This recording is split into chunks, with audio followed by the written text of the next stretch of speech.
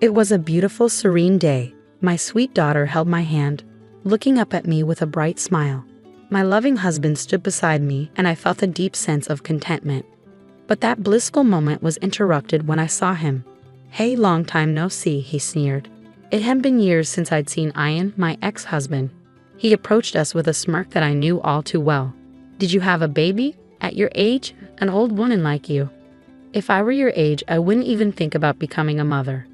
"That's none of your business. Leave us alone," I said firmly, trying to walk away. But Ian blocked my path, his eyes raking over me in a way that made my skin crawl. Then, as if he couldn't hold it in any longer, he burst into cruel laughter. "You're old, you know that? How disgusting. And you," he said, turning to my husband, "you're her new husband. You must be out of your mind if you don't know what's good for you. I can't believe you married this old hack." His insults seemed endless. My patience wore thin, and I felt my fists clench in anger. But before I could react, my husband, Wesley, who had been standing calmly beside me, spoke up. "Ian, right?" Wesley said, his voice steady. "Thank you for sharing your thoughts with us. You've given us a lot to consider, and you're absolutely entitled to your opinion. I am Quinn. I met and married Ian while working at a company where he was a section manager, my subordinate. After we got married, I was eager to start a family, but at 34, I struggled to conceive, so I turned to infertility treatments. It was a long, challenging journey, but at 38, I finally became pregnant. The joy of knowing I would become a mother was overwhelming. It was my first pregnancy, and I was aware of the risks at my age. Still, I juggled work and preparing for the arrival of our child with determination and hope. I had countless worries, but the joy and happiness of finally carrying the child I had long dreamed of outweighed them all. I was filled with anticipation, believing I would create a happy family with my child and Ian. But Ian wasn't as sure.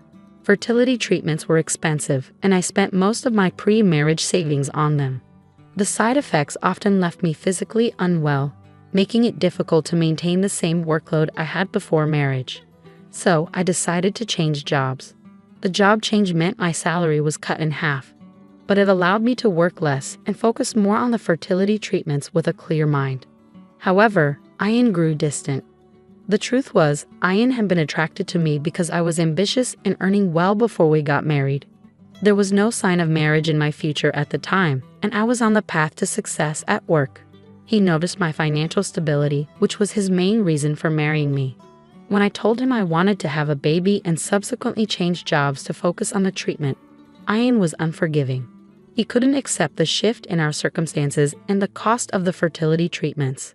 Eventually, he handed me divorce papers and left. I was stunned at how quickly our marriage fell apart, but I knew I had to be strong for the child I was carrying. I had to raise her well, even on my own. I explained my situation to my company and worked tirelessly. With the support of my parents, I managed to give birth to my child. When I finally held my baby girl in my arms, I felt like the happiest person in the world. Tears of joy streamed down my face, but the only one happier than me was my new husband, Wesley. I had met Wesley as a business partner at my former company. We had a good professional relationship, and he was genuinely disappointed when I resigned. A while later, we crossed paths again at my current company, where we once again became business partners. Wesley knew about my struggles and was always kind and concerned about me. We had always thought well of each other, and it wasn't long before our connection deepened into something more personal. Before my daughter's birth, I remarried Wesley, and the next few years were filled with happiness. Wesley adored my daughter, Ruby, even though she wasn't his biological child.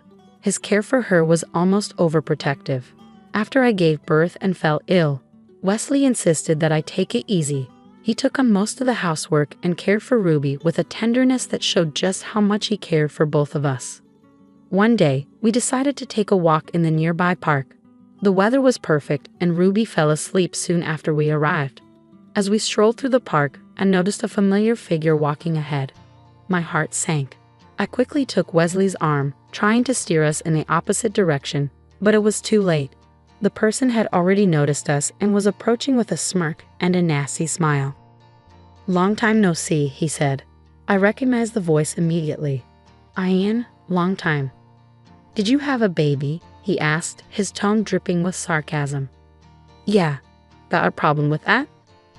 No, I'm just wondering how an old woman like you could be a mother. That's none of your business. Leave us alone, I replied, trying to remain calm. But Ian blocked my way, his gaze sweeping over me with a look of contempt. Then, as if unable to hold back, he burst into cruel laughter. You're too old to be a mother. It's disgusting. His words seemed endless, and when he glanced into the stroller, his sneer deepened. Your kid, she's ugly just like you. Don't you dare say another word, I warned, my voice trembling with anger. I could tolerate insults directed at me, but when someone mocked my child, it was too much to bear. Ian narrowed his eyes in amusement as I took a step forward. Before I could say anything, he quickly shifted his gaze to the side, locking eyes with Wesley, who stood right beside me. I can't believe anyone would marry this old hag, Ian sneered, and she's got a kid with someone else too. Really, stop it, I snapped. It's got nothing to do with you. Ian ignored me, his smirk growing as he continued. Well, Gwen, you made a lot of money. That's all you were ever worth. Without that, there's no reason anyone would want to be with you. My ex-husband then turned his attention fully to Wesley, inching closer with a devilish grin. In this world, everything is about profit and lust, brother. Only fools who don't understand that end up like Quinn here, quitting her job to have a child. Those who don't get the game of profit and loss are destined to fail. You better watch out too, Mr. New Husband. Maybe you're the kind of person who doesn't understand profit and loss either, marrying someone like Quinn. Ian's loud, mocking laughter echoed through the peaceful park. His words, spoken in front of me, my child, and Wesley, were unbearable. I clenched my fists, unable to tolerate it any longer, and was about to confront him when Wesley, who had been silently observing the situation, gently restrained me. Quinn, wait. Calm down, Wesley said softly. Wesley, I can't stay silent after being told something like that. I protested. I understand how you feel, he replied, his voice calm and steady, but violence isn't the answer. Wesley smiled at me reassuringly, and I slowly lowered my fist. Quinn, he asked gently, do you know this gentleman?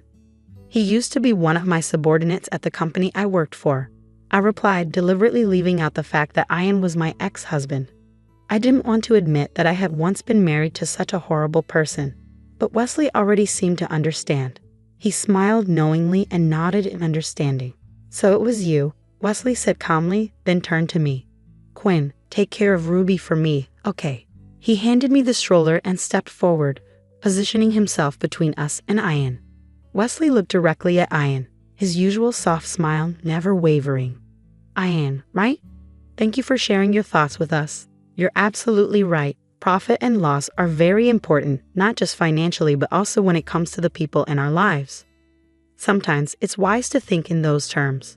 What you said is reasonable and important. Ian, misinterpreting Wesley's words, grinned even wider. Well, you're not as stupid as I thought you were. Then you shouldn't be with Quinn, you know better. He shot me a smug glance, then put his hand on Wesley's shoulder, assuming he had found an ally. But Wesley brushed Ian's hand away, continuing calmly.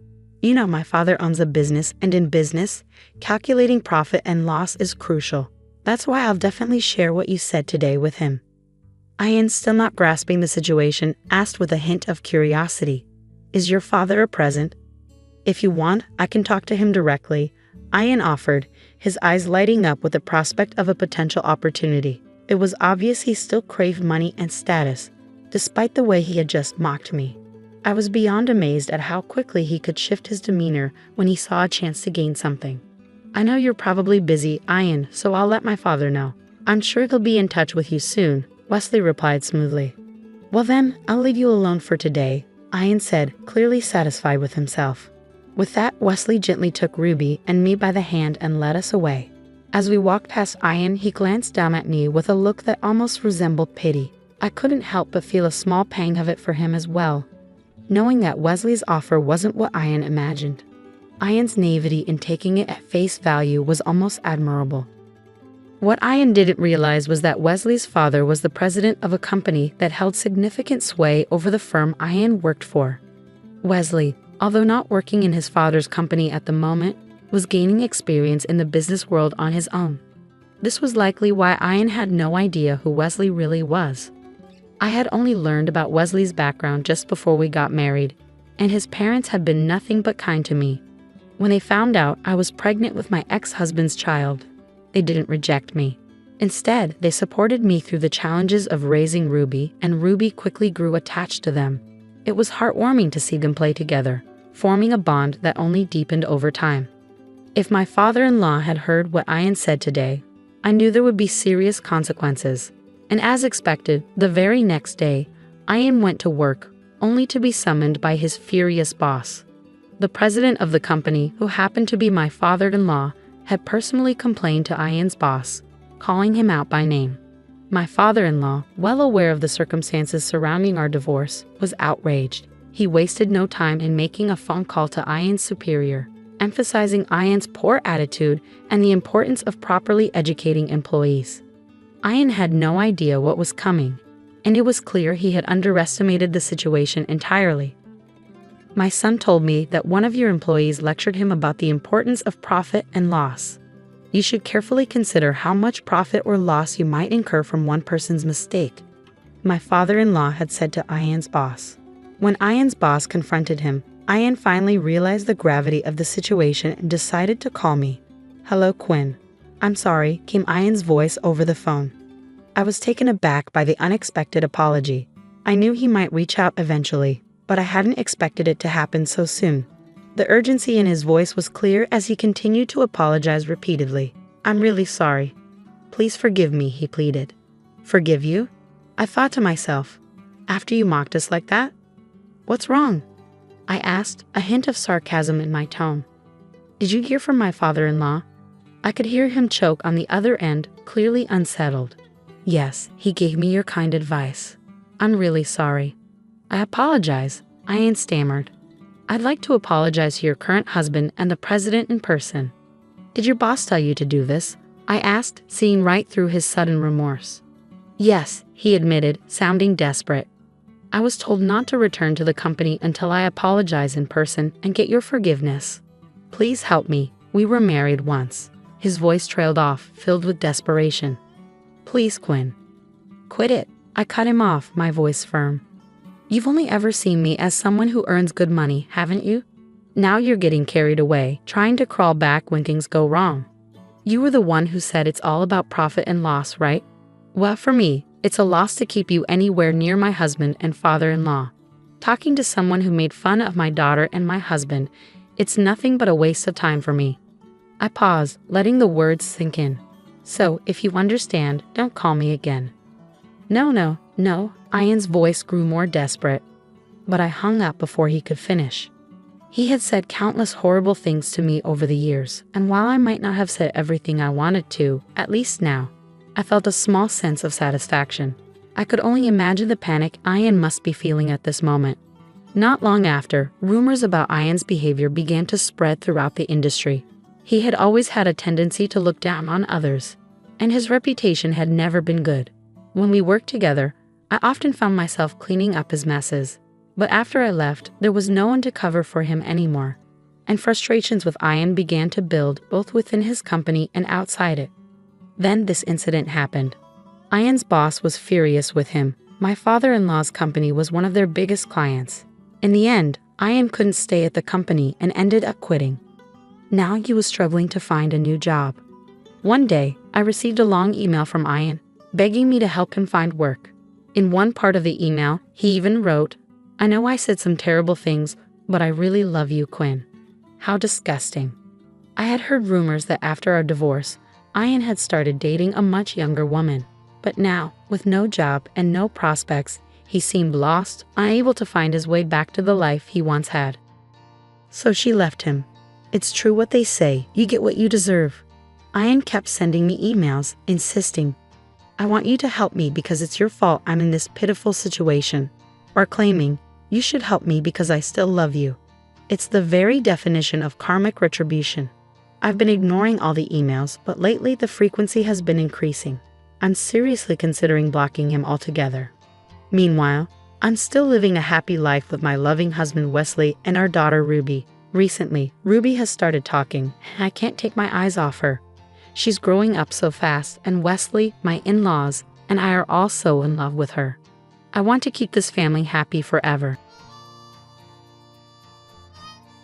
Emily sneered at me and said, "Thanks for quitting." I met her gaze, silently staring back without a word.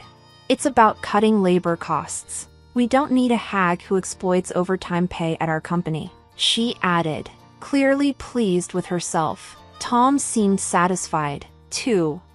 A week later, I received a call from the company. As soon as I picked up, the president's voice came through the line. "Who exactly are you?" he demanded. I laughed mockingly at his words. "I'm Lily Johnson," I replied. "I turned 59 this year and have been working at this company for 37 years since graduating from college. Our company employs administrative scriveners, social insurance labor consultants, and tax accountants to handle clerical work for our clients. This is particularly popular with company presidents who run their businesses alone and lack time for administrative tasks. We take care of those tasks for them." I worked in the tax department. I had earned my bookkeeping and tax accountant qualifications during college, which is why I joined the company in the first place. Currently, I manage 45 clients, which keeps me extremely busy. Although a part-timer helps with the accounting entries, the workload is still overwhelming. However, I refuse to show any weakness. Our clients have been with us for a long time, and many have faced their fair share of hardships. Seeing them deal with adversity motivates me not to give up. So, here I am, sitting in front of my computer again today. Lately, I've been troubled. Tom and Emily have been subjecting me to insidious harassment. Tom, who is 7 years younger than me, is the head of the tax department. He used to be just a regular colleague, but his attitude changed drastically 3 months ago when he got promoted. He used to speak politely, but suddenly, he started talking down to me. "Lily, what are you doing? You've got some nerve slacking off during work hours," he'd say, always either sarcastic or complaining. "I'm looking at documents for tax-saving strategies for our clients," I would retort, but Tom remained unfazed. "Just check the manual for that. Don't do anything unnecessary, and if you end up working overtime, don't expect to get paid for it." Tom glared at me, his words filled with disdain.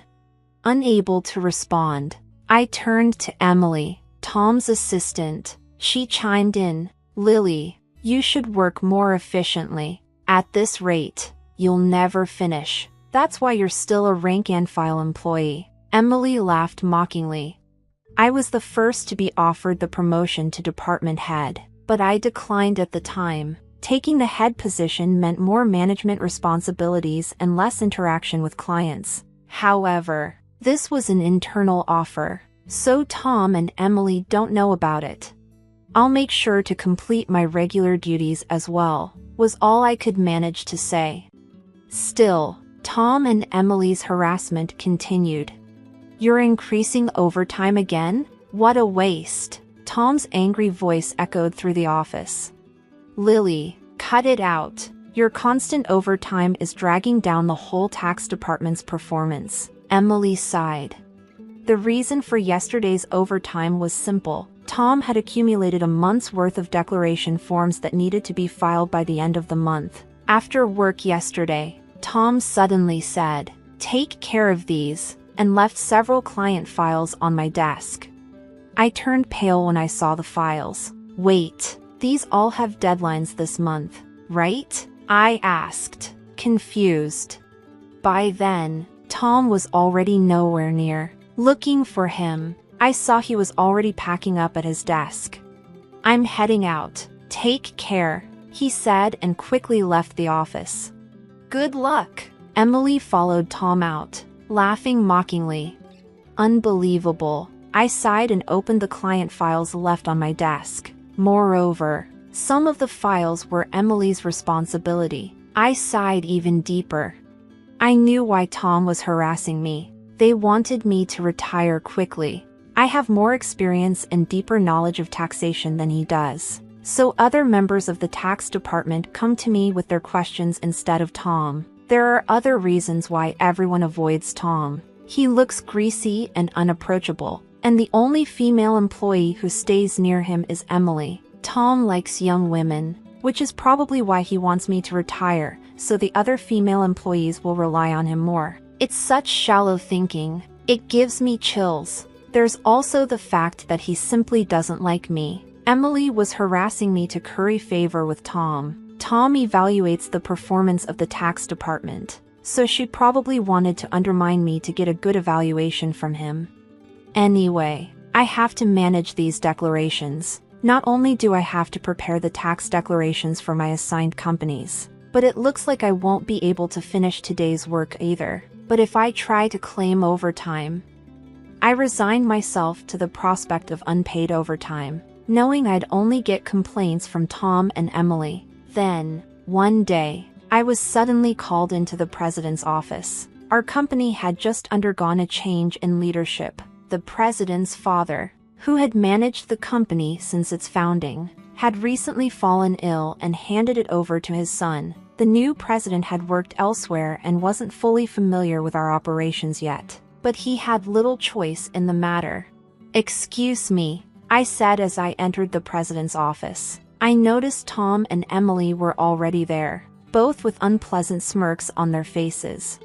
"Why are Tom and Emily here?" I muttered quietly to myself. In this tense and strange atmosphere, the president spoke. "Lily, we'll need you to resign by the end of this month." "Excuse me? What do you mean?" I asked, my mind spinning. "I've heard from Tom and Emily that you've been overbilling for overtime," the president explained. "Other members of the tax department only have about 15 hours of overtime per month, but you're already over 80 hours. Don't you find that odd? Tom and Emily have 0 overtime this month. Impressive, right?" He looked at me sternly. The reason my overtime was so high this month was that I was doing Tom and Emily's work. But if I said it was Tom's instructions, it would make me seem incapable of managing my own time. So I just stated the facts. I haven't overbilled for overtime. It's a result of not being able to finish my work within regular hours. The president sighed deeply. "I'm doubtful, but there's no evidence, so I won't pursue it further. However, we can't continue to employ someone who works that slowly, so I want you to resign." The president seemed to have made up his mind. I was being asked to leave the company I had dedicated my entire 37-year career to. I felt exhausted. No matter how much extra work I did, it was never appreciated. Instead, I ended up taking on Tom and Emily's tasks as well. "Yes, I understand. I'll resign at the end of this month," I found myself saying to the president. I glanced at Tom and Emily, who were smiling smugly, clearly pleased with the outcome. After leaving the president's office, Emily looked at me and said, "Thanks for quitting," sneering as she met my gaze. I silently stared back at her. Tom gave me the same condescending look. "We're cutting labor costs. We don't need a hag who exploits overtime pay at our company," he added, clearly pleased with himself. While watching the two of them chatter cheerily, I thought about the handover process and began creating the handover documents for all my clients. Of course, I didn't miss saying goodbye to the people I was handing over to. For the clients I couldn't meet in person, I sent letters informing them of my successor. A week after I resigned, I was finally relaxing at home. I had been busy with the handover until my last day and had been extremely busy even before that. A little relaxation seemed well-deserved. Just as I was thinking this, my mobile phone rang. The call was from the company. What could they want now? I made sure to take care of the social insurance procedures. I didn't answer the phone initially, but then the company called several more times. In fact, I had also received several calls from Tom and Emily's personal mobile phones. Perhaps they thought I'd answer if the call came directly from them. Reluctantly, I decided to pick up. "Hello? Lily, it's a mess right now." As soon as I answered, the president's voice came through. "Who exactly are you?" I laughed mockingly at his words. "Who am I? Just an unemployed lady. I've resigned from the company, and I'm nothing else right now. The president spoke urgently. Since you left, we've had 49 calls to stop transactions with the company. Please come back immediately. He finished speaking and hung up. He must be really panicked. I guess I have no choice. I got up reluctantly and headed to the company. As soon as I arrived, I saw Tom and Emily waiting. Their faces were pale, and they both had dark circles under their eyes. "What's wrong with both of you?" I asked, surprised at their drastic change in appearance. Tom glared at me. "Since you left, we've been getting calls one after another to stop transactions, not just from your clients, but from prospective companies we were planning to introduce. What did you do?" Emily looked at me with suspicion. I never thought Lily would do something so underhanded. I'm truly disillusioned. The reason they both looked so haggard was probably due to dealing with all the cancellations. Of course, I hadn't done anything to the clients, but I had a guess why they were canceling their transactions. "Well, the cancellations might be unavoidable this time," I muttered. Tom yelled, "So you did do something, didn't you? Get to the president's office now." He took me to the president's office. "President, I brought her," Tom declared forcefully as he opened the door. Emily followed quickly behind him. "Oh, I've been waiting," the president said, looking me in the eyes. Tom accused me as if I were the culprit. "It appears that Lily was involved in the cessation of transactions with our clients. We should not only make her resign but also sue her for damages," Emily argued vehemently, though she spoke carefully in front of the president. Ignoring them, the president turned to me and asked, "Why did so many companies stop doing business with us after Lily left?" The president looked at me intently, waiting for an explanation. I took a deep breath and answered clearly, "Don't you understand? Our clients didn't need us just to manage their taxes. There are plenty of tax accountant firms that do it cheaper. They stayed with us because I was here." Tom snapped at me. "What's with that attitude towards the president? You think you're worth that much?" Emily taunted. "There's no way it's because of Lily." The president looked serious as I explained. "Tom and Emily work based on the manual, optimizing operations, but I do more than that. I offer tax-saving strategies tailored to each client's situation. Uniform responses don't always serve the client's best interests. Many clients preferred my approach and stayed because of it." Tom was furious. "How can we afford to give such detailed attention to each case? It takes too much time." "That's right. It's inefficient," Emily agreed emphatically.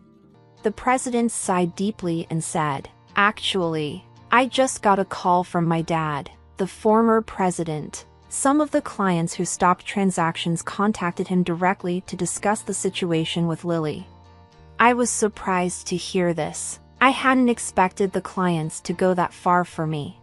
Dad said that the tax department was viable because of Lily. She not only managed her clients but also supported her colleagues' clients. She has knowledge that Tom can't match. Dad also mentioned that if Lily hadn't declined, she would have been in a higher position than department head by now.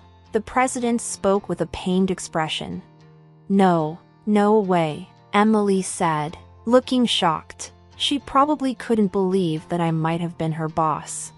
The president continued, "I'm really sorry for asking you to resign, but can we revoke your resignation? Lily, you're needed at our company." My father also insisted strongly. I was honestly happy about the president's change of heart, but I couldn't accept his offer immediately. Then Tom interrupted our conversation. "President, what do you mean she's better than me? I can't accept this." Tom was visibly upset. Emily protested as well. "Tom is a wonderful boss who cares for his subordinates, and yet you choose Lily over him? That's unacceptable." The president looked sternly at them. "Actually, since Lily resigned, we've received numerous complaints from the tax department. You two seem to have been pushing your work onto others. Haven't you? What? Why would you? Tom's face turned pale. The president continued with a look of disgust. I've heard from the employees that you, Tom, have been assigning your client declaration forms to your subordinates, including Emily's work for many clients. Standing next to Tom, who was getting paler, Emily trembled as her name was mentioned. There was also a report that you've been pushing your work onto Lily until she resigned. You were calling her a salary thief, but it seems the roles were reversed, weren't they? The president sighed. No, that's not. Tom was visibly flustered, unable to come up with an excuse. Observing Tom and Emily turning pale together, the president continued. Also, there was a report that you two are in a relationship. You were often seen leaving work together. But, Tom, you're married, aren't you? The president glared at Tom and Emily. I was just mentoring Emily as her superior. Nothing inappropriate. Tom struggled to find the words.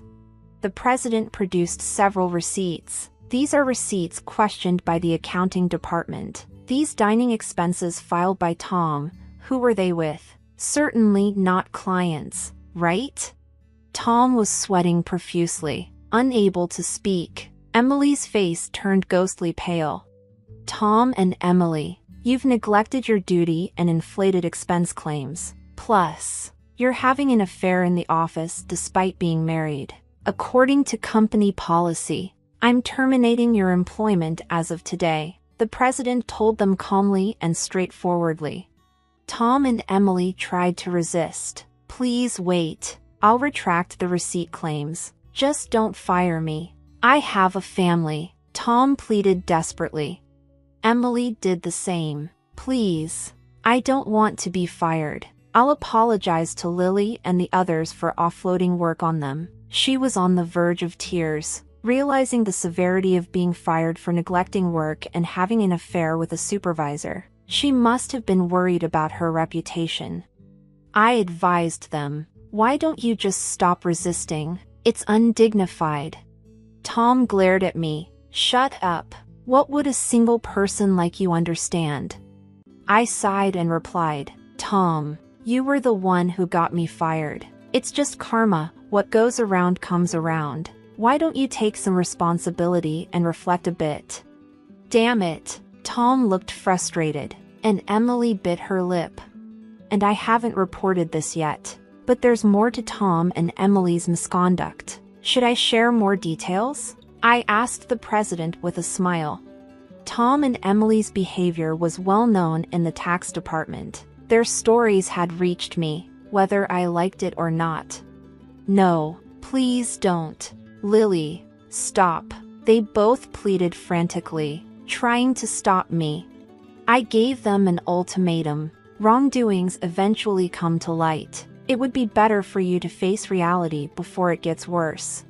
At my words, both of them collapsed to their knees. Ultimately, Tom and Emily were fired on the spot. I revealed their misdeeds afterward, which included Tom faking business trips to spend time with Emily and harassing employees they disliked into quitting. I tried to help those employees, but Tom and Emily's tactics were insidious. They repeatedly reprimanded and pressured employees out of my sight. It was also common for them to suddenly assign work with tight deadlines. The employees who resigned had asked me to keep quiet, but now they are happily working at other companies, so I decided it was okay to speak up. The president was furious at my revelation. He expressed his anger about cutting their final salaries and planned to thoroughly investigate past inflated expense claims. Tom was begging the president, tears in his eyes, please don't cut my salary. What will I tell my family if they find out?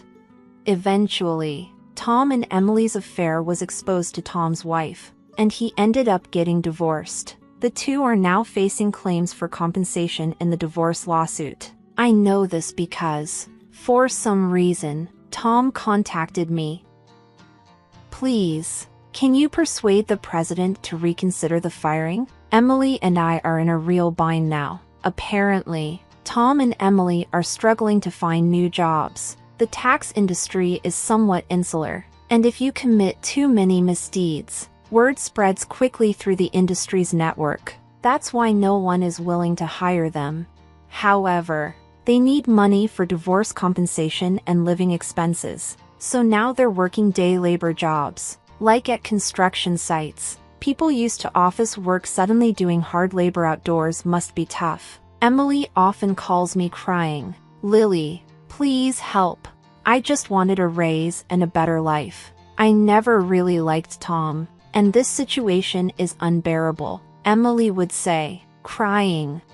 However, Tom and Emily's predicament is their own doing. Many people, including myself, have been victims of their actions. So I told Emily, "This is all your own fault. Emily, you can't unring a bell. It will be hard to return to the same path. You're just going to have to deal with the hardships." "No way," Emily cried out in despair. This was the outcome of Emily's actions. I hope she continues to regret her actions in the future. As for me, I'm still enjoying a relaxed lifestyle away from work. The president has been begging me to return, but I have declined. After being told once to resign, I don't think I'll go back. Sometimes I help out at a friend's tax office to earn a bit of money. Maybe once things settle down, I'll start my own office like my friend. In my own office, no one can complain about my working style. I can fully dedicate myself to my clients. As a tax accountant, I want to be on equal footing with my clients, not as a teacher but as part of the service industry. My second life has just begun, and I'm looking forward to delving into what I want to do next. My name is Karen, and I'm 25 years old. 6 months ago, my grandfather, who raised me, passed away. Today, the lawyer will open his will. I was visiting my grandfather's house with my sister, Susan, who is 4 years older and my only family. Our parents died in an accident 20 years ago, and since then, our grandparents raised us. After my grandmother passed away from an illness a few years ago, my grandfather's spirits declined year by year, and he frequently fell ill. Concerned, I lived in an apartment near his house and often checked on him. "You're a grown woman. It's unbecoming to keep coming back home," my grandfather would say, but he always laughed cheerfully nonetheless. Then one day, as I visited like I usually did, I found him lying in pain at the entrance. Panicked, I called the ambulance, but my grandfather passed away just like that. "Hey, what are you daydreaming about? At least prepare some tea." My sister's voice brought me back to reality. "Right, the lawyer will be here soon," I responded. Heading to the kitchen, I saw Susan lazily stretching out her legs on the mat and yawning. I could still smell her strong perfume even in the kitchen, a bit away, and I made a face. "She's the same as always," I murmured, placing the kettle on the stove. Susan had always cared only about herself. Once she hit her teens, she started dyeing her hair and hanging out with delinquents, always demanding money without working, even when she caused trouble and our grandparents had to apologize on her behalf. She was unperturbed. I, being the quiet one, often dealt with the fallout. She hadn't changed much even as an adult, drifting around with unstable jobs. I knew she had been asking our grandfather for money whenever I wasn't around. It was easy to imagine she would find this all too troublesome if it weren't for the inheritance. "Ah, you must be the lawyer. Thanks for coming today," I heard Susan's high-pitched formal voice, indicating the lawyer had arrived. I hurriedly placed tea leaves into the teapot and headed toward the entrance. "Thank you for coming today." I had met the lawyer at the funeral. His eyes were as kind as my grandfather's, and a lawyer's badge shone brightly on his chest. After offering incense in front of my grandfather's portrait, he took a sip of the tea I served and then took out my grandfather's will. It had been entrusted to him while my grandfather was still alive. The content was as follows: my elder sister Susan was to inherit $20 million in cash, and I, the younger daughter, was to inherit the house and the land it sits on. Upon hearing this, Susan burst out laughing. 20 million in cash for the elder daughter and only an old house for the younger one? How hilarious! It's just right for someone as plain as you. It's not just the house. There's also the land, I retorted. Susan laughed snidely. The value of this land in such a godforsaken place is hardly surprising. I would have preferred cash. I guess Grandpa must have had a soft spot for me after all. I can't deny that I was a bit shocked. I suppose my grandfather wanted me to protect his beloved house and land where he spent his life with my grandmother. A house and land? That's pretty awesome, isn't it, Brian? My boyfriend exclaimed in surprise after hearing my story. I shook my head, implying it wasn't as great as it sounded. Not really. My sister inherited 20 million in cash. That's more impressive. Saying it out loud, I felt a sense of emptiness, even though I was being modest. Verbalizing it felt like an acknowledgement. Wow, beautiful and rich. She's got the better deal, Brian said insensitively, realizing his gaffe. He quickly added, your comfort means more to me than money, Karen. Brian has been my boyfriend since I started working. We met at a social event, and being of the same age, we clicked well. I introduced him to my grandfather and my sister. While he hasn't proposed yet, I have been considering marriage. Today was our first date in a while, and I ended up telling Brian about my inheritance. I suppose it was because I thought he would become my husband someday. Little did I know I would come to regret this. A few days later, I visited the family home I had inherited from my grandfather. I intended to clean and sort out his belongings. The property was large, but the house was modest. I figured I could manage it on my own. As I looked around the house, I pondered. It's close to my workplace. Maybe I should move here. Living here leisurely with a cat doesn't sound too bad. There would be no rent to pay, and while there might be maintenance costs, I've been working hard and saving, so it shouldn't be a problem. Maybe someday with Brian. Feeling embarrassed at the thought, I shook my head vigorously and rolled up my sleeves to begin cleaning. Just then, I received a call. My sister's name appeared on my smartphone screen. Sis, what's up? Hey, Karen, having fun all by yourself in that old house? My sister seemed to be drunk. She always had a unique way of extending her words, but today it was particularly bad. Are you drinking? It's still afternoon, I pointed out with a sigh. Oh, you're such a goody two-shoes. She sighed exaggeratedly. She had definitely been drinking. I was thinking about moving here eventually, I answered, hoping to end the conversation quickly. Really? I'm enjoying a suite in a luxury hotel right now, my sister said, raising her voice in a somewhat exaggerated way. Guess who I'm with right now? I have no idea. Boring. It's that kind of attitude that'll make Brian dislike you, she taunted. I'm sorry, Karen. I was flabbergasted when Brian's voice took over the line. The sudden intervention threw me off balance, dizzying question marks popping up in my head, but I pushed away my imagination, though a disgusting scenario had already formed in my mind. Surprised. Huh? My sister's mean-spirited voice chimed in. Ever since I introduced him to her, she had found Brian quite a catch. She boasted about how she had been attracted to him since then, knew where he worked because of me, and approached him as soon as he left work. He came along readily when she asked, telling her she was hundreds of times more attractive than me. I listened in stunned silence. Karen, I'm really sorry, Brian's voice again. Tell me it's a mistake, I tried to say, but the words wouldn't come. As a man, I had to take this opportunity. What?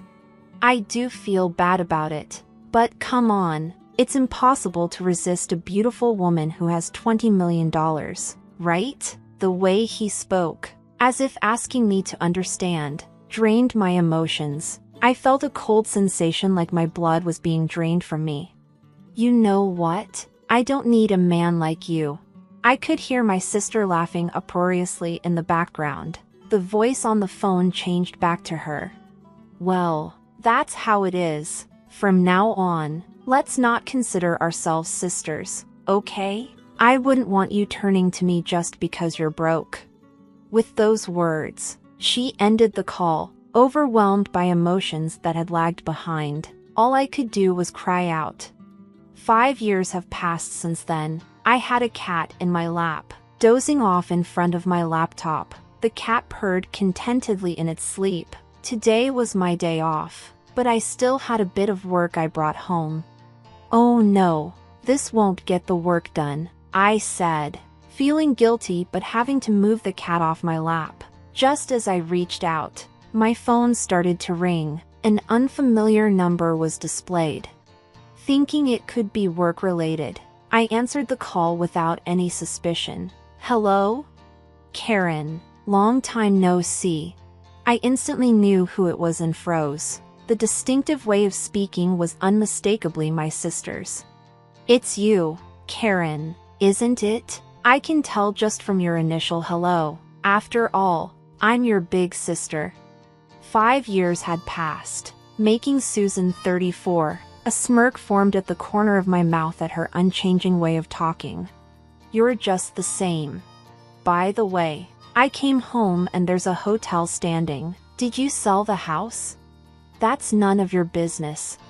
Oh, come on, it's quite a grand hotel. Huh, you must have made a good chunk of change. Huh?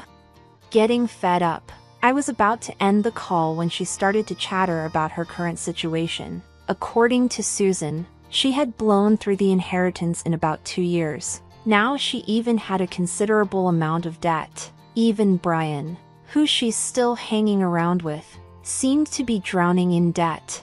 I was speechless. Honestly, I couldn't care less. So, lend me some money, Susan yelled. I've always wondered why Grandpa distributed his estate that way, I answered calmly. But on the day you took Brian from me and cut ties, I understood. I started talking slowly, recalling the events of 5 years ago. When Brian broke up with me, I was crushed. After crying my heart out, I sat dazed in my room, staring into space. I'm such a fool, I murmured. As large tears began to spill again, my gaze fell on a painting I had made as a child and had gifted to my grandfather. He had framed it and kept it hanging lovingly. Rising unsteadily, I picked up the painting. Grandpa. Nostalgia and loneliness welled up, and tears started to come again. Suddenly, something dropped from the back of the frame. Picking it up, I saw it was a fresh sheet of note paper addressed to me. I remembered how, when I was little, I used to stick notes on the back of this frame and exchange secret messages with my grandfather. It was like a family journal, knowing that I was to inherit the house. He probably figured I'd find this note. I'm glad I noticed. I shuddered at the thought that I might have missed it. The letter was dated just before my grandfather passed. To Karen. I knew you'd definitely notice this letter. Right now, you're probably wondering why I distributed my estate in such a manner, cash to your sister and an old house and land for you. It may seem like I favored Susan, but that's not the case. Despite any claims of favoritism, I wanted to leave most of my estate to you, who cared for me till the end.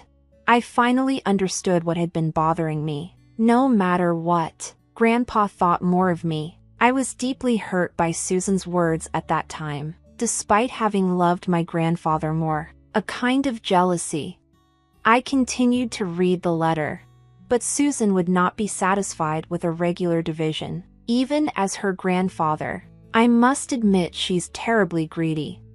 Exactly, Grandpa, I thought. She even took my boyfriend from me. That's what I wanted to tell him in my heart.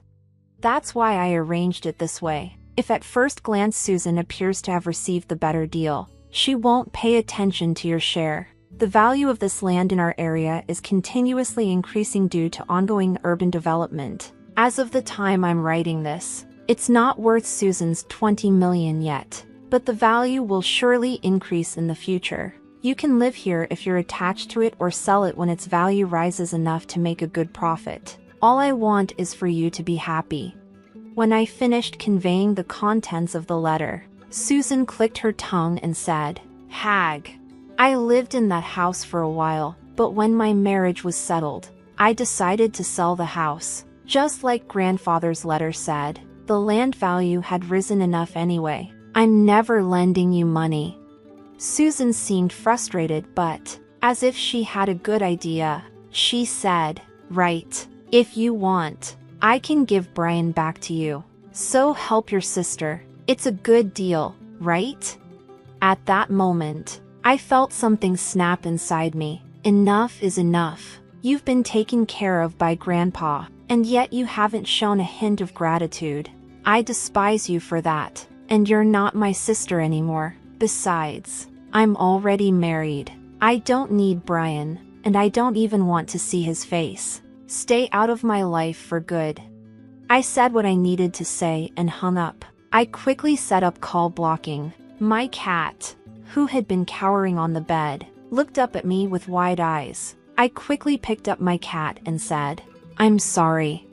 After that, it seems Susan contacted Brian, and they both stormed into our old house. Did they try to return Brian to me? There's a respectable in there now, but they must have misunderstood something and were shouting that they were my relatives, even though I had sold the land and had nothing to do with it. It's simple for those two. They thought Karen sold the land and an inn was built. She must be the owner.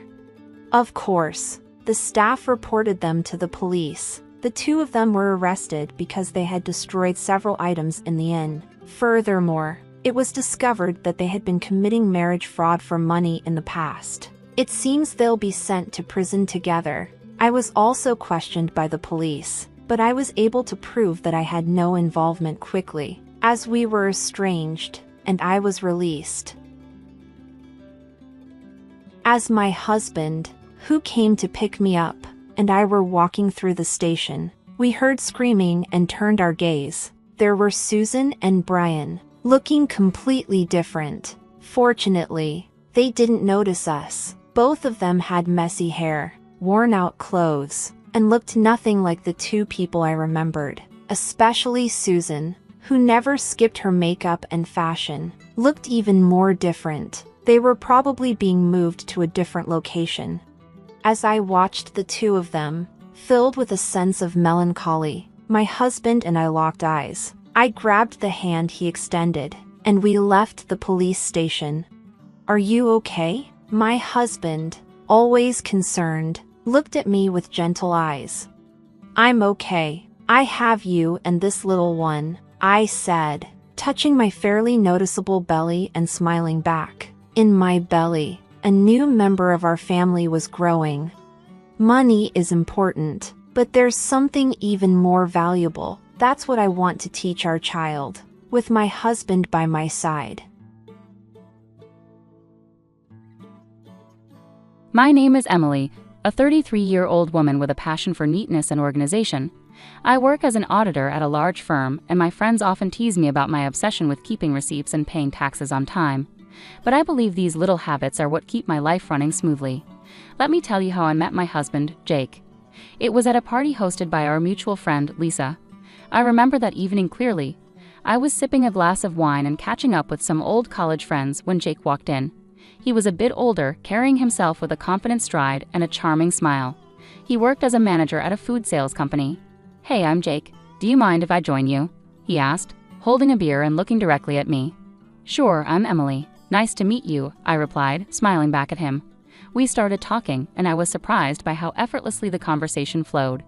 We discovered a mutual love for hiking and a shared passion for classic rock music. A few months into our relationship, Jake invited me to his sister Sarah's barbecue.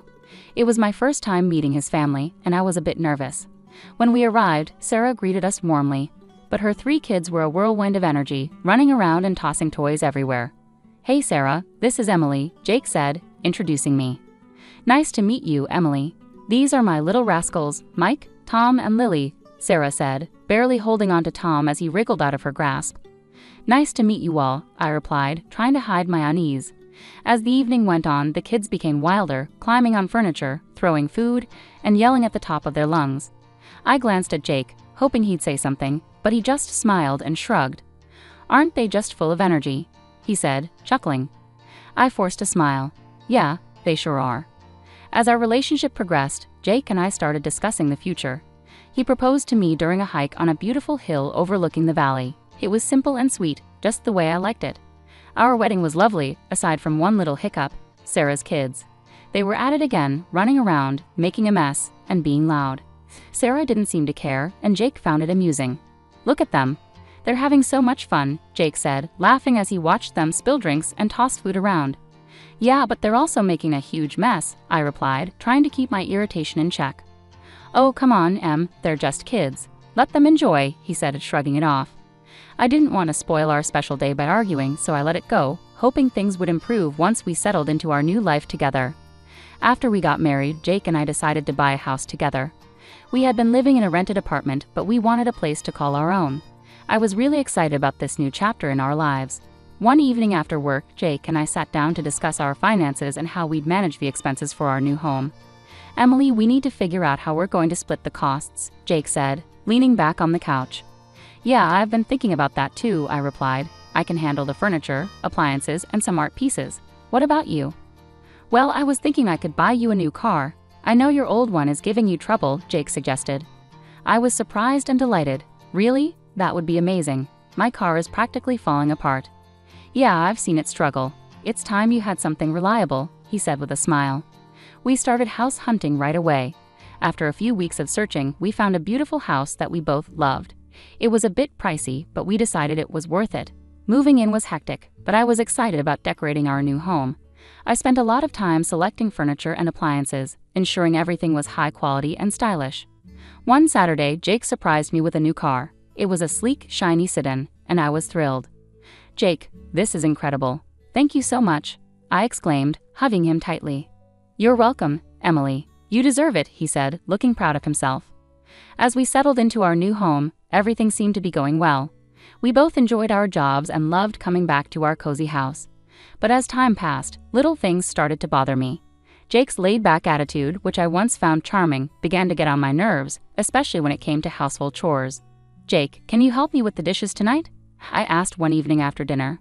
I had a long day at work. Can't we just leave them for tomorrow? He replied, giving me pleading eyes.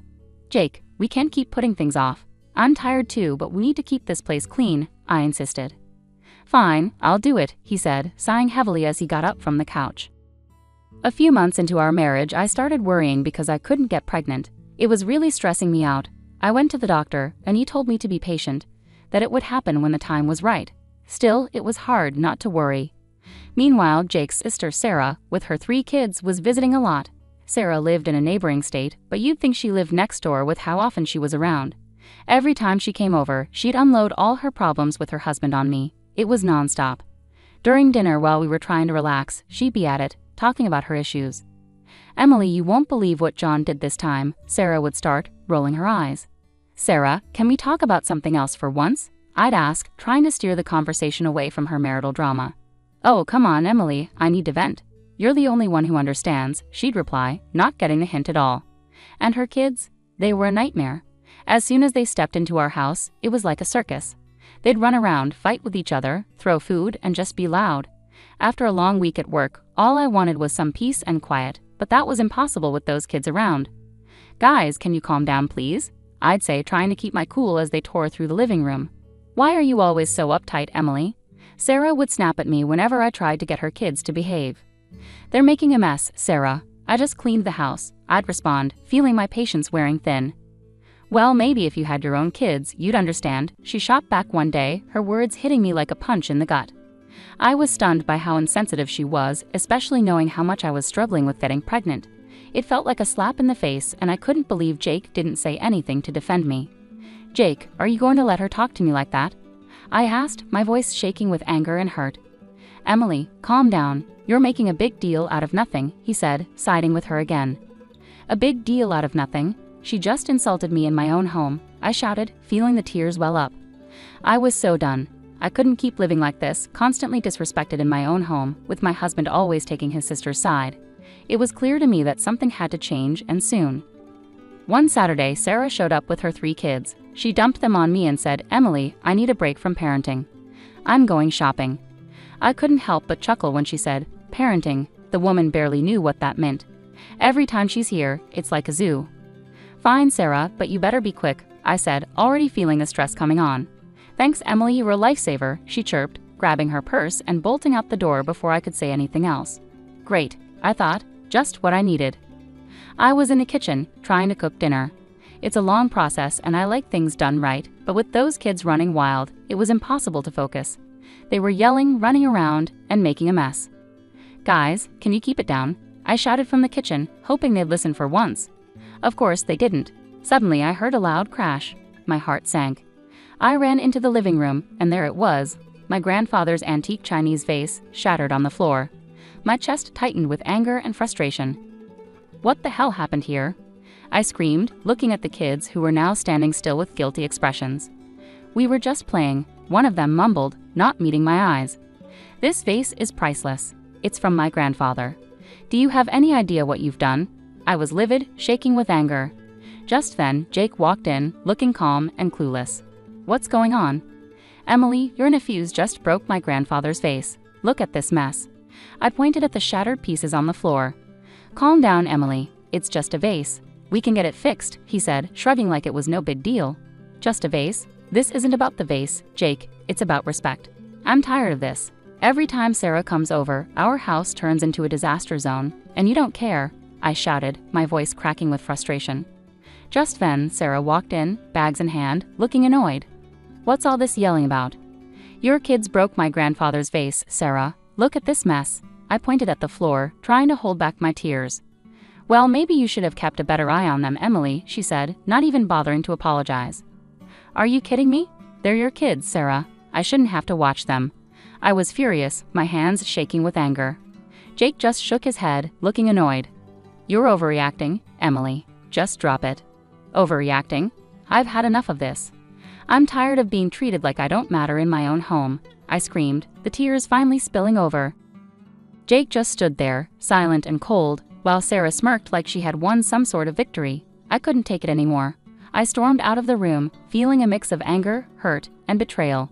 We'd been dealing with Sarah and her kids' chaotic visits for months, but I had no idea what was coming next. One morning, Jake was sitting at the kitchen table, munching on his toast when he casually dropped a bombshell on me. "Emily, I need to tell you something. Sarah's getting divorced, and she's moving in with us with the kids for a few months," he said like he was just telling me the weather. I almost dropped my coffee. "What? Are you serious? Our house is already a madhouse when they visit for a day. How are we supposed to handle them living here for months?" "She's my sister, Emily. She needs our help. You need to be more understanding," he said, looking at me like I was the one being unreasonable. "Understanding? I've been more than understanding, Jake, but this is too much. Why can't we rent a place for her nearby? I'll even pay for the first month's rent," I suggested, trying to keep my cool. "No, she'll be better off here. Plus, you can help with the kids and keep things clean," he said like it was the most obvious thing in the world. "I'm not a babysitter, Jake. I work too, and I need to relax when I get home," I said, my frustration boiling over. "Stop being so selfish, Emily. It's family. They need us," he said, his tone getting sharper. "I'm not being selfish, Jake. I'm just asking for a reasonable solution. I'm not going to let my life be turned upside down," I said, feeling my anger bubbling up. "Well, they're coming tomorrow evening, so you better get used to the idea," he said, standing up and heading out of the kitchen. I couldn't believe it. I felt completely blindsided and betrayed. The next morning, I woke up early, still fuming from our argument. I got dressed for work and went to grab my car keys, but they were nowhere to be found. When I called Jake, he picked up the phone, sounding way too calm for my liking.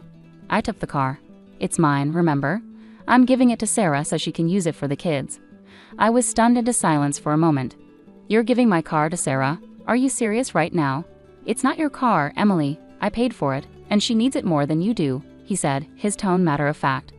"That's the last straw, Jake. You've taken everything from me, and I'm done," I said, my voice shaking with anger.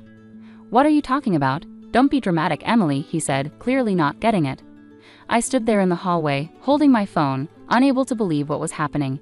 It felt like a nightmare I couldn't wake up from. How had things gotten so bad?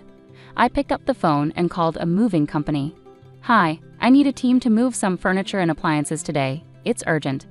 The movers arrived a couple of hours later. I showed them around the house, pointing out the items to be moved. "Take everything. The beds, sofas, chandeliers, even the faucets in the bathroom." The movers got to work, and soon the house started to look empty. I felt a strange sense of relief watching them carry out each piece of furniture. As the last item was loaded onto the truck, I directed them to my mom's house. "Everything goes there." "Thanks for the quick work, guys," I said, handing them a tip. With the house now bare, I grabbed my essentials and headed to my mom's place. A few hours later, my phone started buzzing. It was Jake calling repeatedly. I ignored the calls, feeling a mixture of anxiety and empowerment. That evening, there was a loud knock on my mom's door. I opened it to find Jake standing there, looking furious. "What the hell, Emily? What did you do?" he shouted as he stormed into the living room. "I took my stuff, Jake. You took the car, so I took what I bought," I said, keeping my voice calm. "This is insane. You stripped the house bare. Where are Sarah and the kids supposed to sleep?" he yelled, his face red with anger. "That's your problem, Jake. You made this mess, now you deal with it," I replied, crossing my arms. "You're a thief, Emily. You stole everything," he shouted, waving his arms around. "I didn't steal anything. Here are the receipts," I said, pulling out a folder and showing him the proof of purchase for all the furniture and appliances. He looked through the receipts, his anger shifting to frustration. "Fine, Emily, if this is how you want to play it. I'll file for divorce," Jake said. I took a deep breath and handed him a stack of papers. "Already done. Here are the divorce papers. Sign them, and we're done." He stared at the papers, his face pale. "You're really serious about this, aren't you?" "Dead serious, Jake. I deserve better than this," I said, feeling a strange sense of calm wash over me. He took a pen from his pocket, signed the papers without another word, and handed them back to me. "Fine, Emily, have it your way." I watched as he turned and walked out of my mom's house, the door slamming behind him. I stood there for a moment, feeling a mixture of relief and sadness. It was over, and I knew it was the right decision. That night, I sat down with my mom and talked about everything that had happened. She was supportive and agreed that I had made the right choice. "Emily, you've been through a lot. It's time you focused on yourself and your happiness," she said, giving me a comforting hug. "Thanks, Mom. I just need some time to figure things out," I replied, feeling a weight lifted off my shoulders. Over the next few days, I started to settle into a new routine. I began organizing my new space at my mom's house and planning my next steps. It was a fresh start, and for the first time in a long time, I felt hopeful about the future. I knew the road ahead wouldn't be easy, but I was ready to face it head-on. I had reclaimed my life, and there was no turning back. After divorcing Jake, we sold our house and split the money. I decided it was time to really set up my new place. My mom's house was great for a bit, but I needed my own space. One afternoon, I was sitting in the kitchen with my mom, scrolling through listings on my laptop. "Mom, I think I found a place that looks perfect. It's a small apartment downtown, close to work," I said, showing her the pictures. She looked over my shoulder and smiled. "That looks nice, Emily. Have you called the realtor yet?" "Not yet, but I'm going to do that right now," I said, feeling a bit excited. I dialed the number and waited for the realtor to pick up. After a few rings, a friendly voice answered. "Hello, this is Mark. How can I help you?" "Hi, Mark. My name is Emily. I'm interested in the apartment you have listed downtown. Is it still available?" I asked, crossing my fingers. "Yes, it's still available. Would you like to schedule a viewing?" he replied, sounding hopeful. "Absolutely. How about tomorrow afternoon?" I suggested, trying to sound calm. "That works for me. I'll see you at 3:00 p.m., Mark said before we ended the call. The next day, I headed downtown to meet Mark and check out the apartment. When I arrived, he was waiting outside the building, a friendly smile on his face. "Hi, Emily. Nice to meet you. Let me show you around," he said, shaking my hand. The apartment was small but cozy, just what I needed. It had a nice kitchen, a spacious living room, and a small balcony with a decent view of the city. "This place is perfect, Mark. I'll take it," I said, feeling a sense of relief. After signing the mortgage agreement and getting the keys, I started planning my move. I wanted to make this new space my own, a fresh start. I spent the next few days packing up my things at my mom's house and arranging for movers to help me with the big stuff. On moving day, my mom and a couple of close friends came over to help. As we loaded the last box into the moving truck, I felt a mix of excitement and nervousness about this new chapter in my life. "Emily, this is going to be great for you. A fresh start is just what you need," my mom said, giving me a reassuring hug. "Thanks, Mom. I'm really looking forward to it," I replied, smiling. We drove to my new apartment, and with everyone's help, we had everything unloaded and set up in no time. As I looked around my new place, I felt a sense of accomplishment and peace. It was the beginning of a new chapter, and I was ready for it. That evening, I invited my mom and friends to stay for dinner to celebrate the move. We ordered pizza and sat on the floor, surrounded by boxes and laughter. "Cheers to Emily and her new place," my friend Lisa said, raising her glass of soda. "Thanks, guys. I really appreciate all your help and support," I said, feeling grateful. As the night went on, we talked and laughed, and for the first time in a long time, I felt truly happy and free. After the party, as I sat on my balcony looking out at the city lights, I thought about everything I had been through and how far I had come. I was proud of myself for taking control of my life and making the changes I needed. I heard from some mutual friends that Jake used his share of the money to buy a small apartment. Now he's living there with Sarah and her 3 kids. Jake's working 2 jobs to keep up with the bills, while Sarah still isn't working. They're fighting all the time. One day, out of the blue, Jake called me. I was surprised to see his name pop up on my phone, but I decided to answer, curious about what he had to say. "Hello, Jake. What's up?" I answered, trying to keep my voice neutral. "Emily, please just hear me out," he started, sounding desperate. "I know I messed up. I'm so sorry for everything. I didn't realize how hard it was for you with Sarah's kids." I couldn't help but laugh a little. "Really, Jake? You're realizing this now, after all this time?" "Yeah, I know it's late, but I'm serious. I've been thinking a lot, and I miss you. I miss us. Can we start over? I'm ready to move into your apartment and make things right," he said, his voice almost pleading. I chuckled, shaking my head in disbelief. "Jake, you've got to be kidding me. You think you can just waltz back into my life like nothing happened?" "Emily, I'm serious. I'll do whatever it takes. I'll even take on more work to make it up to you," he said, sounding more desperate. "Jake, I've moved on. I'm happy now. I'm not looking to go back to that mess," I replied firmly. "Come on, Emily. We can make it work this time. I've changed," he insisted. I sighed, feeling a mix of pity and irritation. "Jake, it's over. You need to focus on your life and your family. I'm not interested in going back to that chaos." "Emily, please, I'm begging you," he said, his voice breaking. "Jake, no. I found peace without you. I'm not giving that up," I said, standing my ground. "Take care, Jake. I hope you find your way." I hung up the phone, feeling a strange mix of relief and closure. It was clear that Jake was struggling, but I couldn't let his problems drag me back into a situation I had worked so hard to escape. Later that day, I met up with Lisa for coffee and told her about the call. "You won't believe who called me today," I said, rolling my eyes. "Who?" Lisa asked, raising an eyebrow. "Jake. He actually begged me to take him back and let him move into my apartment," I said, shaking my head. Lisa laughed, almost spitting out her coffee. "Are you serious? What did you say?" I told him no, of course. "I'm not going back to that mess," I replied, smiling. We spent the rest of the afternoon chatting and laughing, and I realized how far I had come. I had built a new life for myself, one that was peaceful and fulfilling. I wasn't going to let anyone take that away from me. As I walked home, I felt a deep sense of satisfaction and peace. I had finally closed the chapter on that part of my life, and I was ready to move forward with confidence and joy. Hi, I'm Patricia. I live in a small space attached to my in-laws' house with my husband, Willie. While I stay in this small area alone, Willie lives in the main house with his parents. Willie's grandfather originally built this small space as a personal getaway, but I've turned it into a cozy living area, about the size of a regular room. Before this, I lived in a regular apartment for the first 4 years of our marriage. Willie's parents, who were very close to him, suddenly wanted him to move back in with them. Seeing how much they wanted him there and how emotional they were, Willie felt he should go back. This took me by surprise and made me feel a bit overwhelmed. Willie and I met at work, where he started as my junior. We dated for 4 years while he was living with his parents, which made him miss home a lot. Even though he had his own place after we got married, his upbringing, where he was very pampered and didn't do much around the house, made him want to return to the comfort of his parents' home. When I suggested that we share the household chores, Willie seemed unsure and admitted he had never really done them before.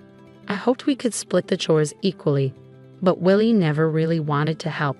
Every time I tried to involve him, he would act interested for a short time, then quickly lose interest and say, "This isn't for me, Patricia. You're better at it. You should just keep doing it." We both worked full-time, but since I had a higher position at work, I felt a stronger need to split the chores.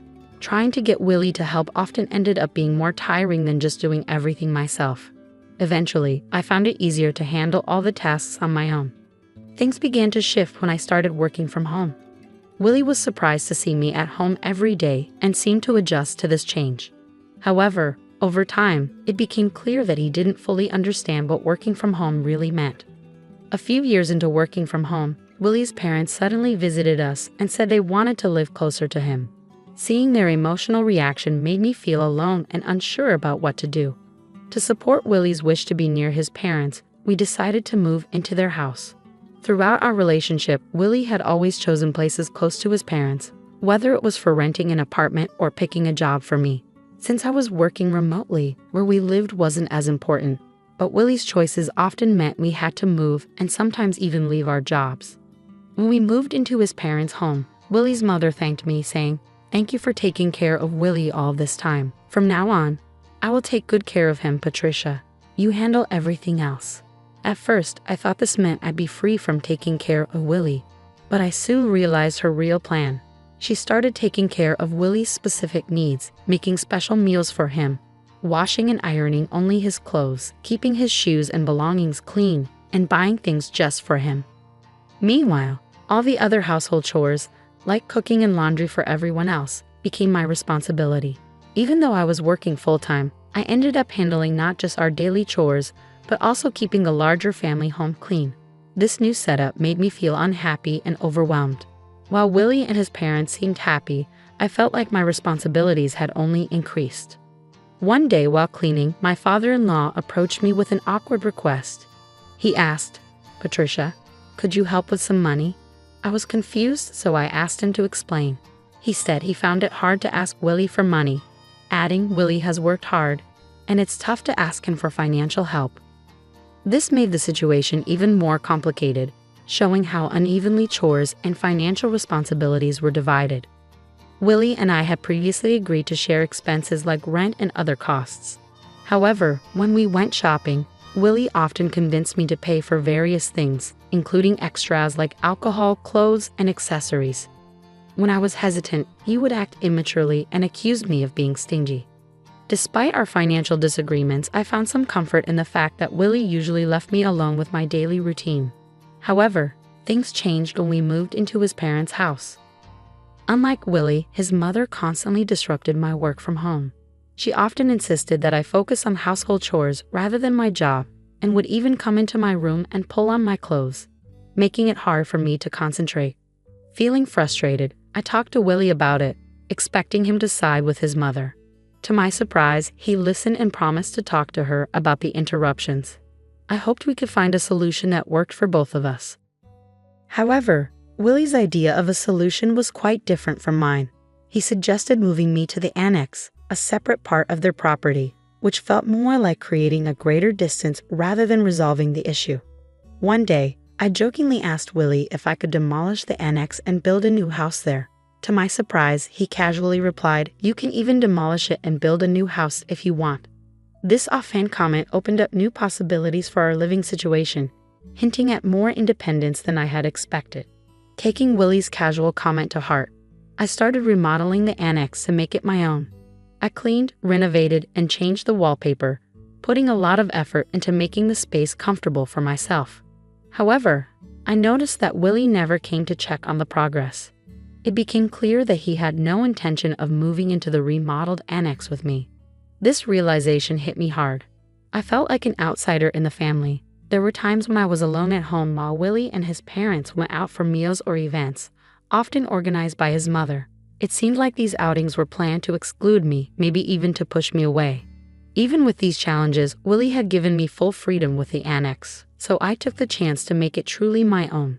I threw myself into DIY projects, adding shelves and personalizing every corner.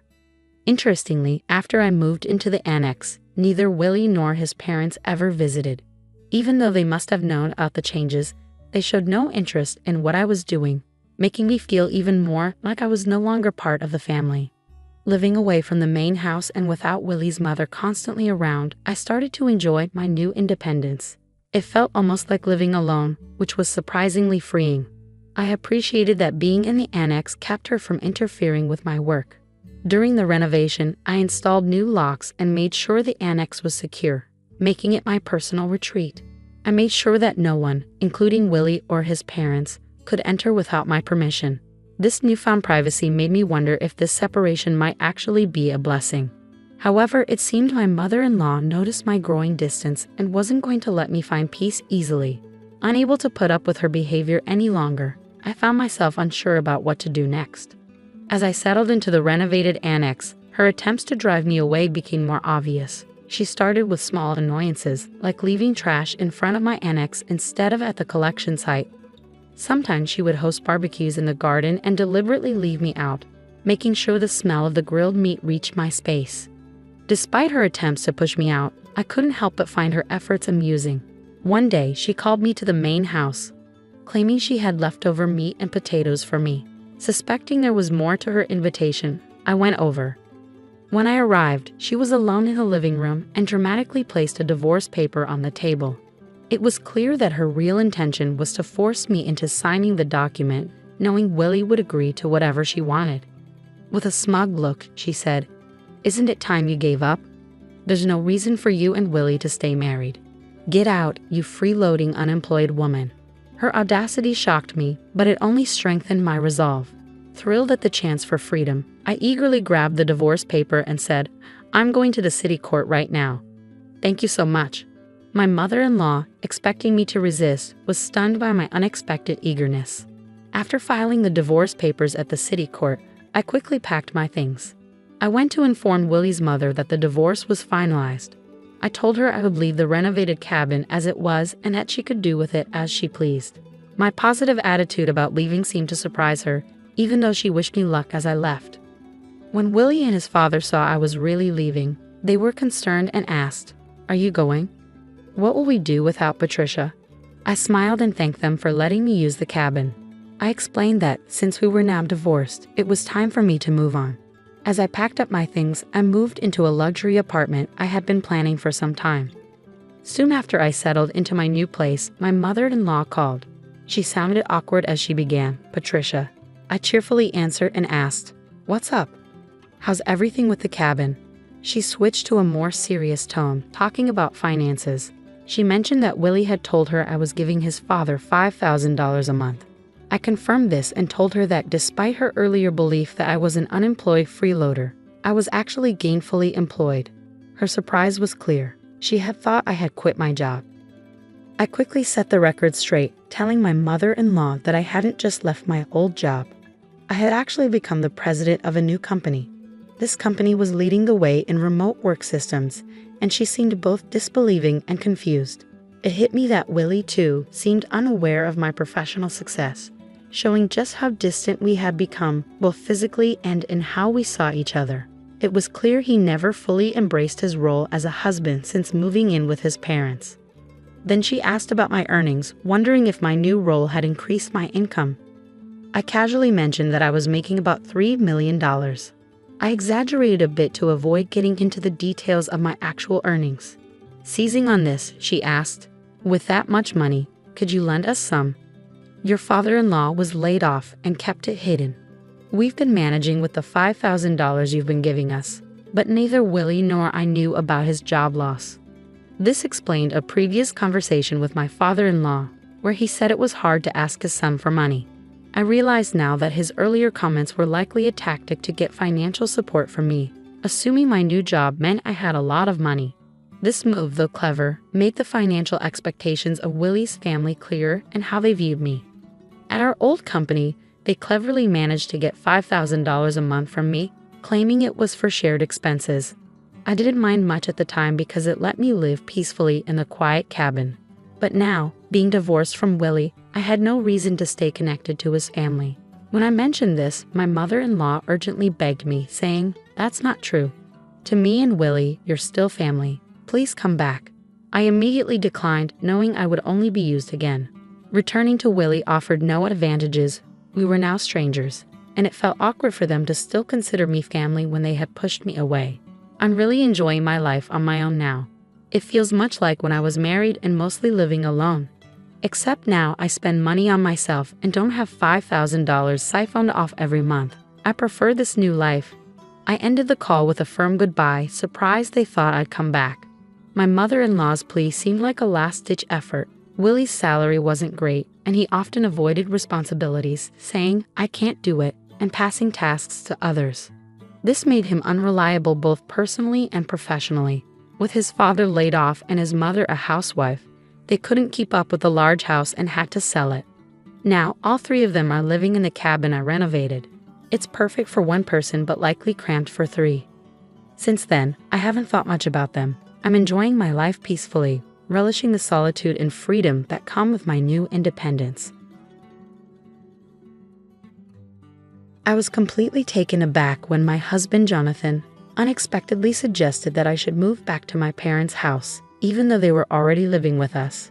His sudden declaration left me stunned, yet he seemed to think he was being entirely rational. He bluntly asked, "Do you have a problem with that? Don't argue with me. I'm fine with divorcing you if you do." His recent behavior had been cold and distant, and I had my grievances too. I had considered the possibility of divorce myself, but it didn't seem right for him to force me out of our home. As I stood there in shock, I thought to myself, I'm the one paying $3,200 for our expenses. Does he even acknowledge that? He grew agitated and demanded, "Leave this house now. My parents won't feel comfortable with you here." I couldn't understand why I needed to leave, but I agreed, saying, "Okay, I'll take all my belongings with me."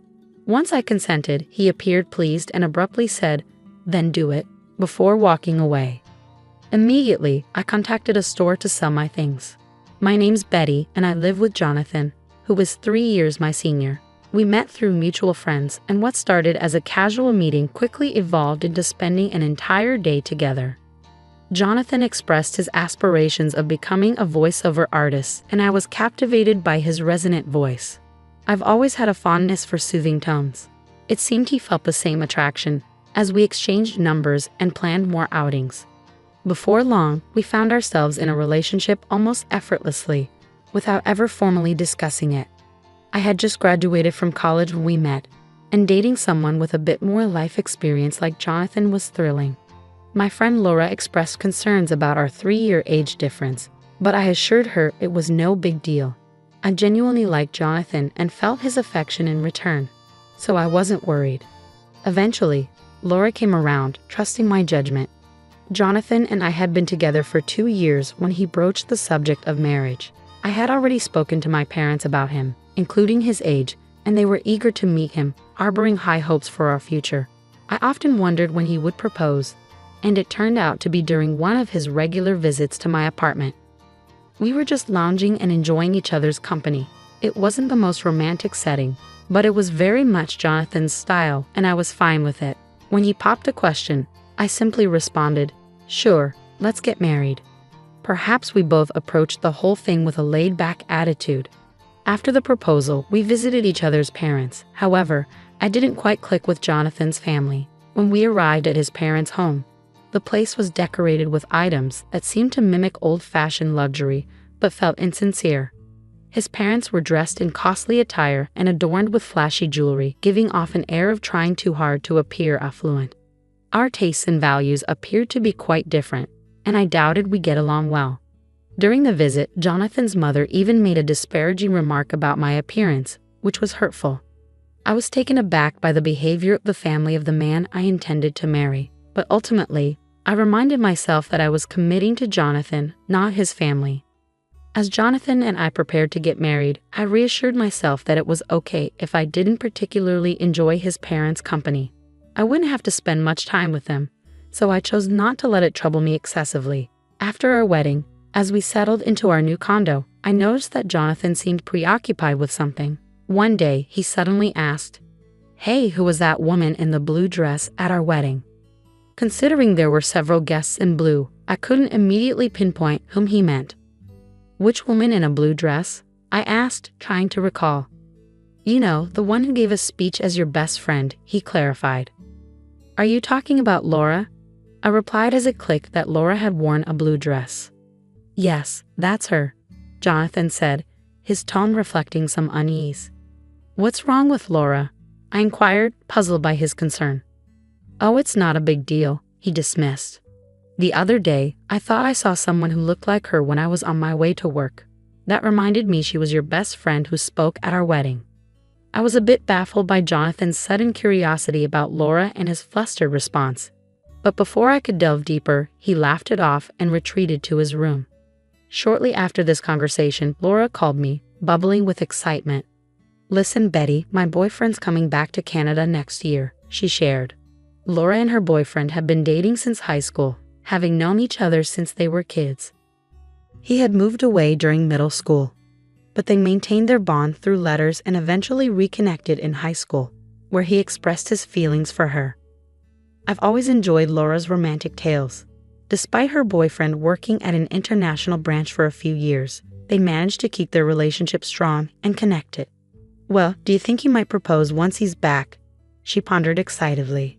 "And then you guys will get married," I exclaimed, half teasing. Laura laughed and responded, "Oh, Betty, you're always jumping to conclusions. Just make sure to invite me to the wedding. I promise I'll give another heartfelt speech." "Of course. After the beautiful speech you gave at my wedding, I need you to do the same at yours. Just don't set the bar too high," I replied. We chuckled together as we sipped our tea, enjoying the ease and trust that flowed through our conversation. We had always been there for each other, ready to listen whenever one of us faced any issue. Around this time, I started noticing changes in Jonathan's routine. He began returning home increasingly late. "Working late again today?" I asked one evening. "Yeah, you think I shouldn't work or something?" he retorted. Even after our marriage, Jonathan clung to his dream of becoming a voiceover artist. He was dedicated, juggling part-time jobs to fund his voice artist classes. Unfortunately, all his earnings from these jobs were funneled straight into his training, leaving me to cover all our living expenses. This situation made it difficult for us to save any money together. As time passed, it became clear that Jonathan was not willing to compromise on his aspirations for the sake of our financial stability. My concern grew as he put in excessive hours at his part-time job, which only added to our financial strain. "Hey, haven't you been working too much lately? They shouldn't be making you do so much overtime, even if it's just a part-time job," I mentioned one day. "I told you I'm fine. More money is always better. Just keep your opinions to yourself," he snapped back. By then, Jonathan had become distant, no longer even using my name when we spoke. Since our marriage, Jonathan had begun to address me merely as "you," and I had expected him to speak to me with kindness and more frequently. However, his words were often harsh. His once gentle voice had grown rough, and his drinking had increased significantly. At times, his voice even sounded hoarse, which was concerning given that voice artistry demanded a healthy voice. Despite this, he seemed disinterested in discussing his health and increasingly avoided conversations with me. Eventually, he started ignoring me altogether, even when we were in the same room. Amidst these challenging times, Laura called me. She mentioned she had something important to discuss. Given my concerns, I suggested we meet up, eager for a conversation with Laura. We decided to meet at a cafe and chose a booth with a private seating area. Laura selected our booth carefully, a spot where the counter and staff could easily see the entrance. "You chose this booth specifically?" I asked, noticing her cautious approach. "Yes," she replied. "I wanted a spot where the staff could see if there was a suspicious person outside our door." "A suspicious person? Is that related to what you wanted to discuss?" I asked, connecting the dots. Laura nodded, her expression tense. She explained that ever since she left her job about a month ago, she felt like someone was following her. Now, she even felt watched on her days off. The reason she picked a booth with a clear view was that she suspected the person stalking her might try to eavesdrop on our conversation. "Did you talk to the police about it?" I asked, concerned. "I tried, but since there's no direct contact, they can't do much," she sighed. "What about your boyfriend? Isn't he coming back in a month?" I inquired, hoping she had some support. "I thought I'd discuss it with him too, but I wanted to talk to you first. Someone close by," she explained. I understood her need for immediate support. Laura hadn't managed to get a clear view of her stalker, making the situation even more unnerving. She was too frightened to discern whether her stalker was a man or a woman. I decided to discreetly watch from a distance to try and identify who was following her. During this time, I was struggling with my troubled relationship with Jonathan and found it hard to open up about it. But as I kept an eye on the situation, I made a shocking discovery. The person shadowing Laura was none other than my husband, Jonathan. Jonathan often claimed he had to work late, but I noticed that after his shifts, he lingered near Laura's workplace and followed her as she left. I was stunned to realize that the person causing my best friend such fear was my own husband. Witnessing Jonathan tracking Laura with a creepy, unsettling grin completely changed my perception of the man I had married. The man I had fallen in love with now seemed like a stranger, and the love I thought would last forever turned cold. I knew I had to tell Laura the truth.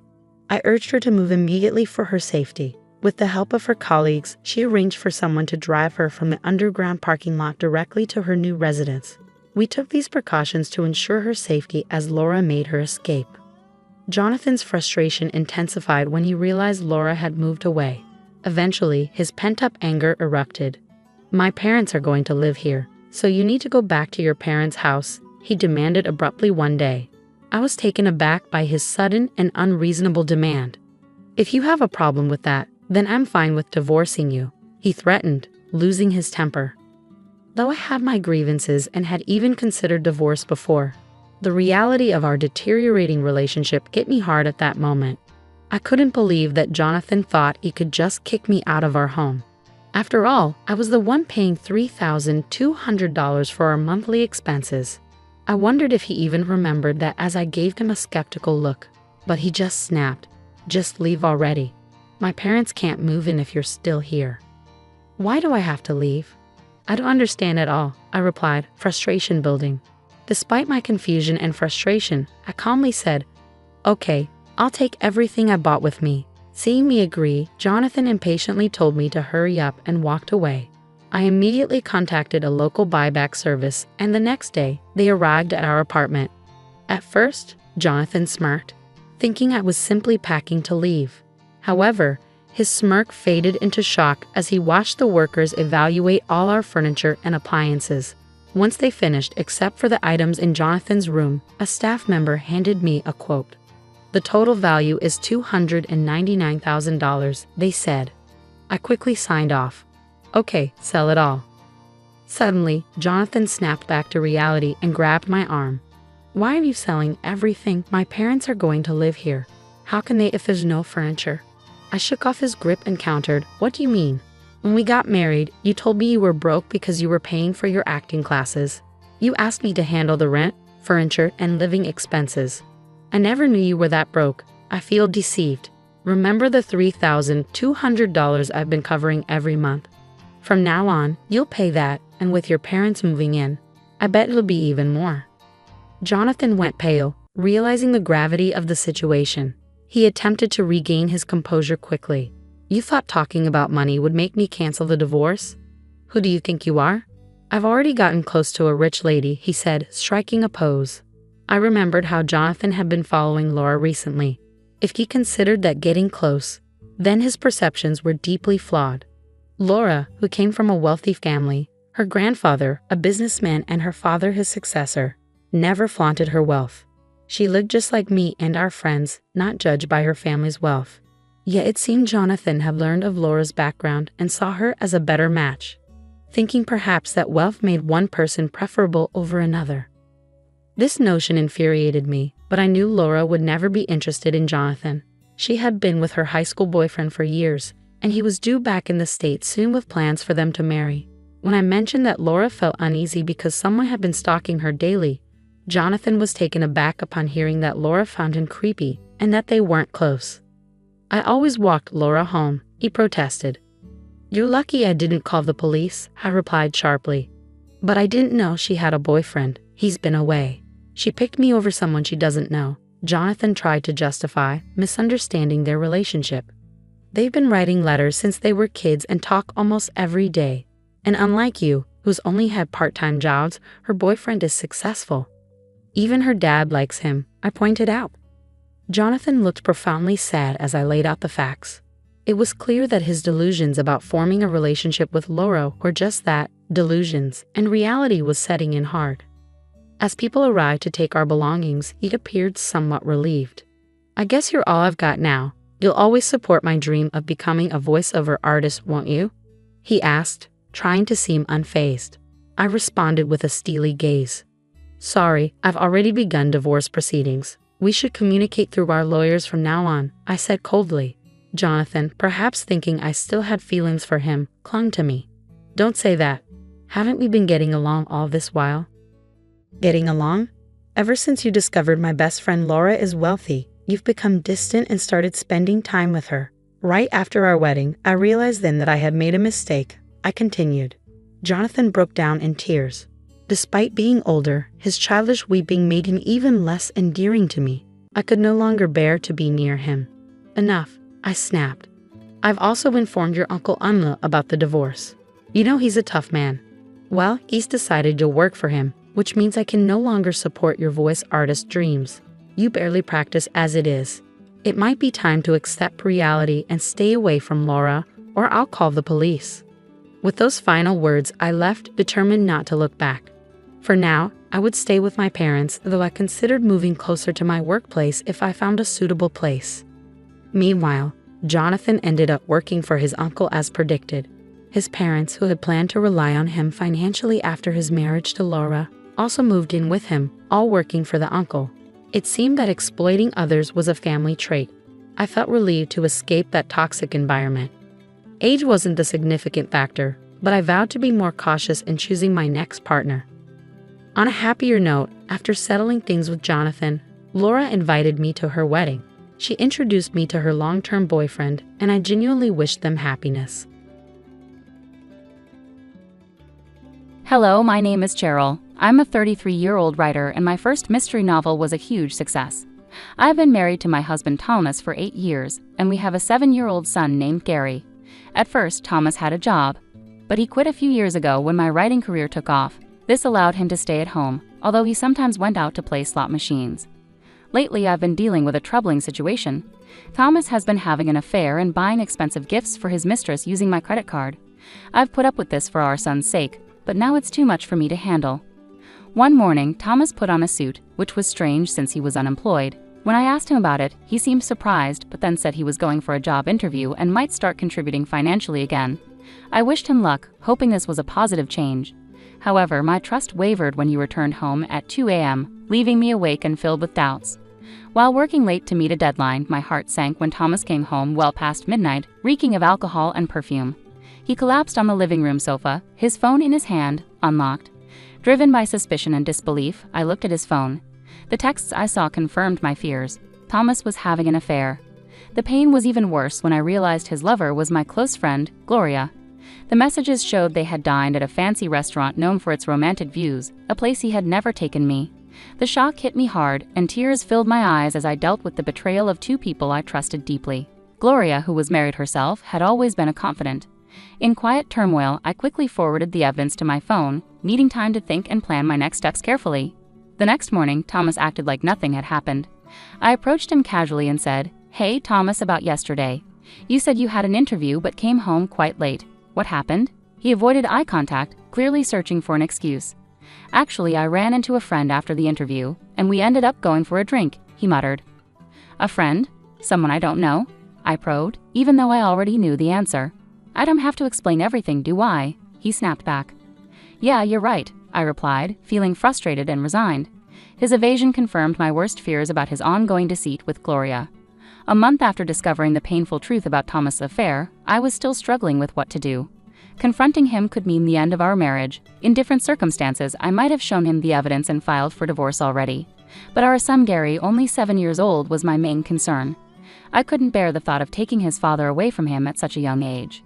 Meanwhile, Thomas seemed to take advantage of my busy schedule. He started leaving the house more often while I was consumed with writing in my room. This hurt, but it also gave me a chance to gather more evidence of his infidelity. During one of his outings, I went through his belongings and found receipts for luxury women's items, none of which were in our home or given to me. It was clear he was buying these for Gloria, but the source of the funds was confusing since he had no job and was living off my earnings. I didn't have much extra money left for extravagant expenses, but I needed to find out more about what was going on. I decided to follow Thomas, but first, I needed someone to look after Gary. I called my brother, who didn't know anything about the situation. "I'm sorry for calling you over so suddenly," I apologized when he arrived. "No, I don't mind, but what's up?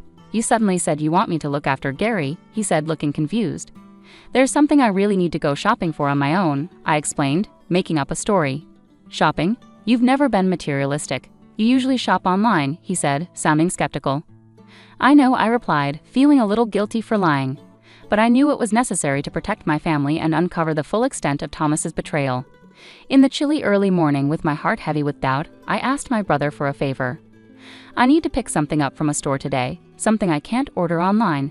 Can you watch Gary for a bit?" I tried to keep my voice light, hiding the real reason I needed to leave the house. "Of course, but try to come back soon, okay? Gary might start missing you," my brother responded, concern clear in his voice. "Thanks so much," I said, truly grateful despite the turmoil inside me. With my brother's help, I was free to find out the truth about Thomas's activities. Blending into the crowd, I followed Thomas from a safe distance. With each step he took toward his destination, my heart sank further. My worst fears were confirmed when I saw him happily walking into an upscale boutique with Gloria, arm in arm.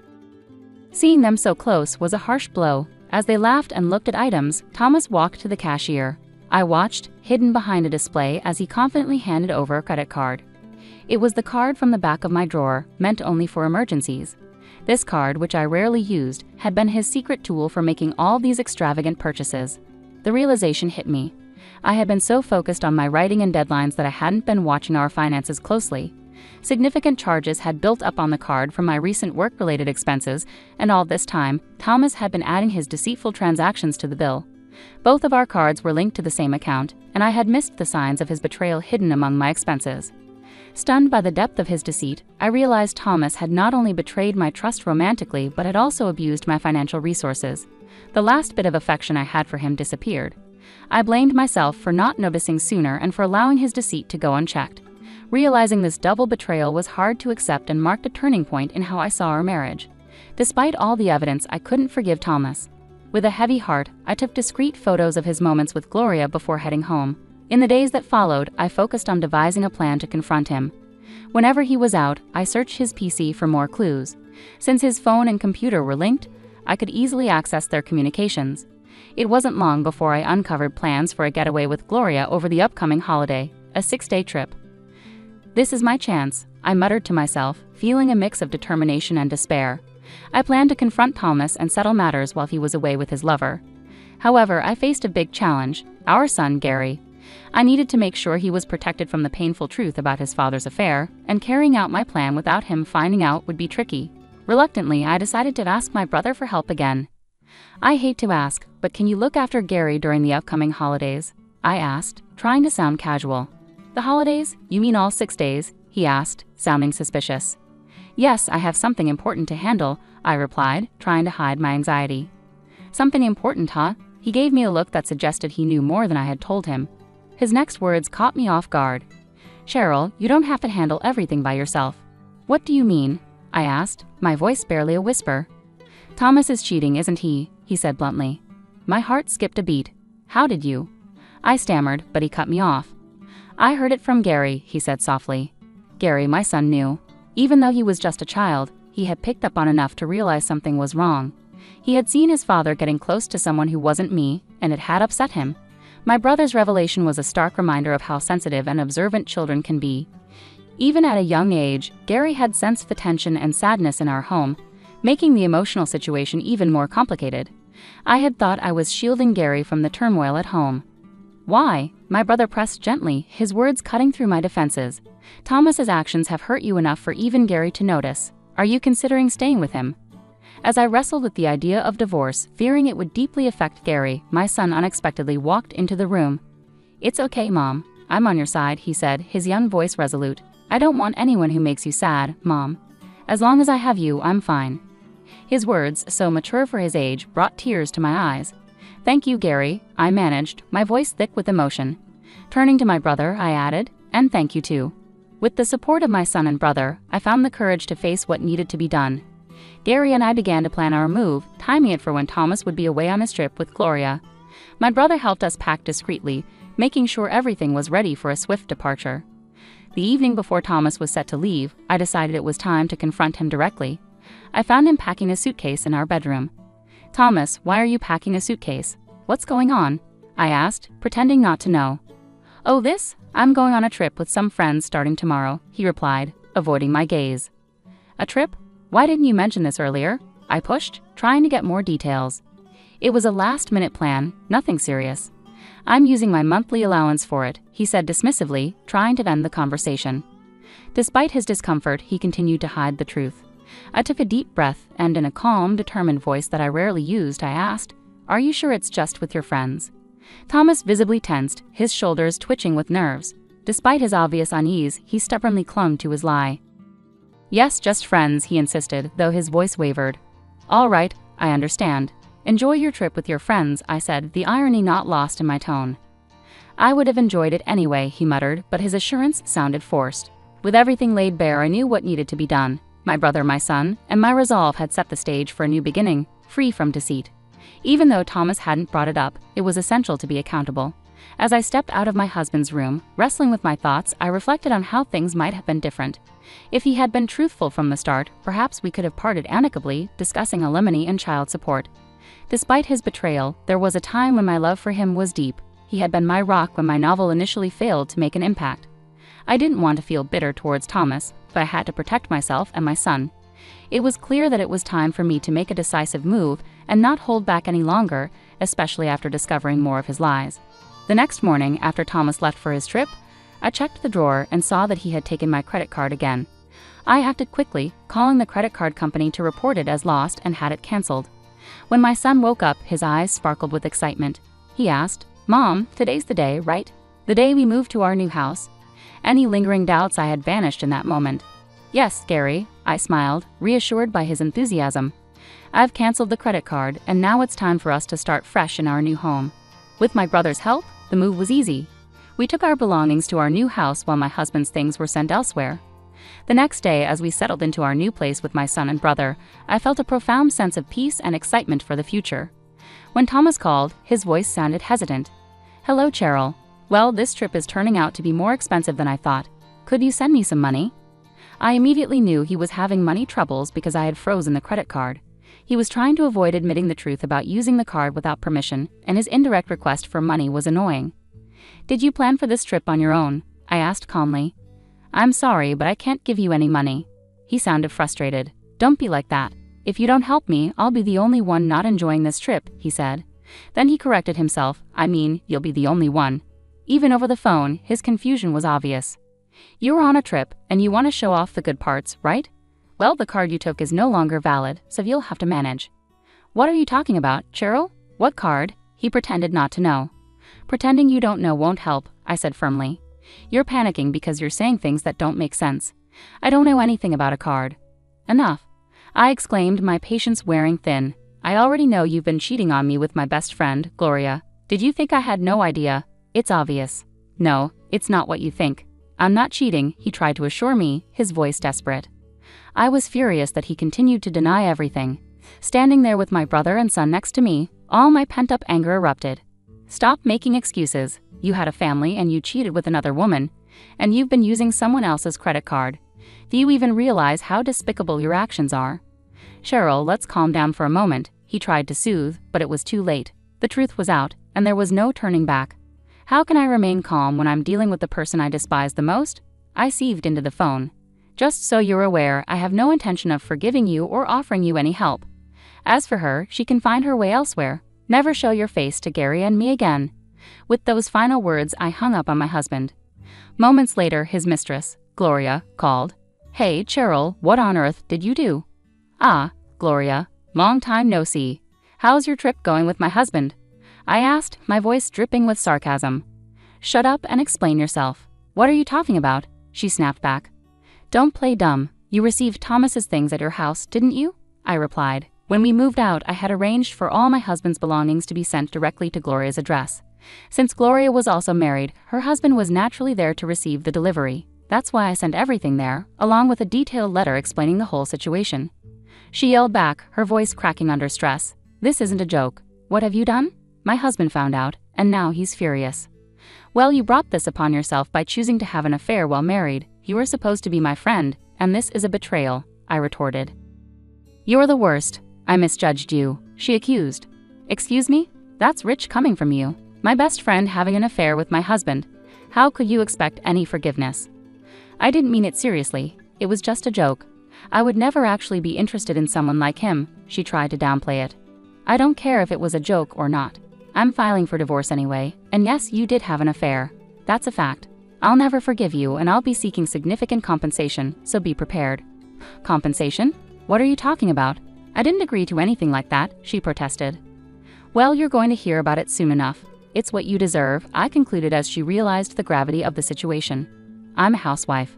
I can't pay any compensation, she pleaded, her voice filled with desperation. I don't care. Figure it out yourself or ask your husband, though I doubt he'll be much help, I said sharply. Oh, wait. Goodbye. I hung up before she could respond and promptly blocked her number.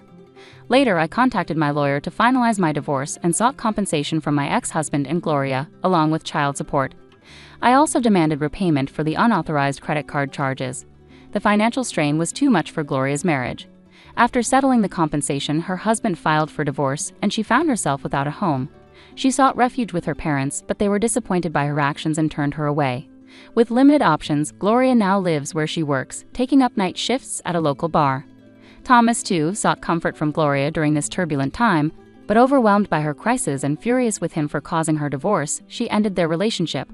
Thomas is now juggling several part-time jobs, struggling to make ends meet. His long period of unemployment has hindered his ability to find stable work. Should he ever fall behind on his alimony or child support payments, I am prepared to pursue what he owes without hesitation. As for myself, life has settled into a peaceful rhythm in our new home with my son. He's growing up fast, and each day is filled with new joys and adventures. My primary focus is on providing him with all the love and stability he needs, ensuring he never has to face the kind of turmoil we've gone through again. Our days are brighter now, and I'm committed to making sure they stay that way. Hi, I'm Hazel. I'm 32 and 9 months pregnant with my first baby. Life has been tough lately, and I want to share my story in case it helps anyone else who's going through something similar. I live in San Francisco with my husband, Michael. He's 34 and works as a software engineer. Even though our life might look perfect from the outside, it's actually very difficult. Michael doesn't support me emotionally or help around the house. Most weekends, he's at his parents' house, leaving me to handle everything on my own. Even though I'm pregnant, I love photography, and taking photos of my daily life gives me some happiness. But Michael's lack of support and constant criticism often overshadow that joy. One night, Michael came home and demanded that I go buy beer from the store. I was tired and felt uncared for, but I agreed to go. On the way, I felt hurt and wondered why he couldn't go himself. But I knew arguing with him would only make things worse. When I came back, Michael barely noticed my effort and kept criticizing me. His words hurt a lot, but I tried not to cry. Our relationship had been getting worse, and his behavior was becoming more hurtful. The next morning, Michael acted like nothing happened. He was cheerful and didn't acknowledge the previous night. I decided to cook a special dinner to make things better. I spent the whole day preparing his favorite meal, but when he came home drunk, he insulted me and questioned my worth as a wife and mother. I felt even more isolated and unsupported as my due date got closer. Michael wanted to go on a family trip with his parents, and even though I was worried about traveling so close to my delivery, he ignored my concerns. His parents, who often criticized me, agreed with him.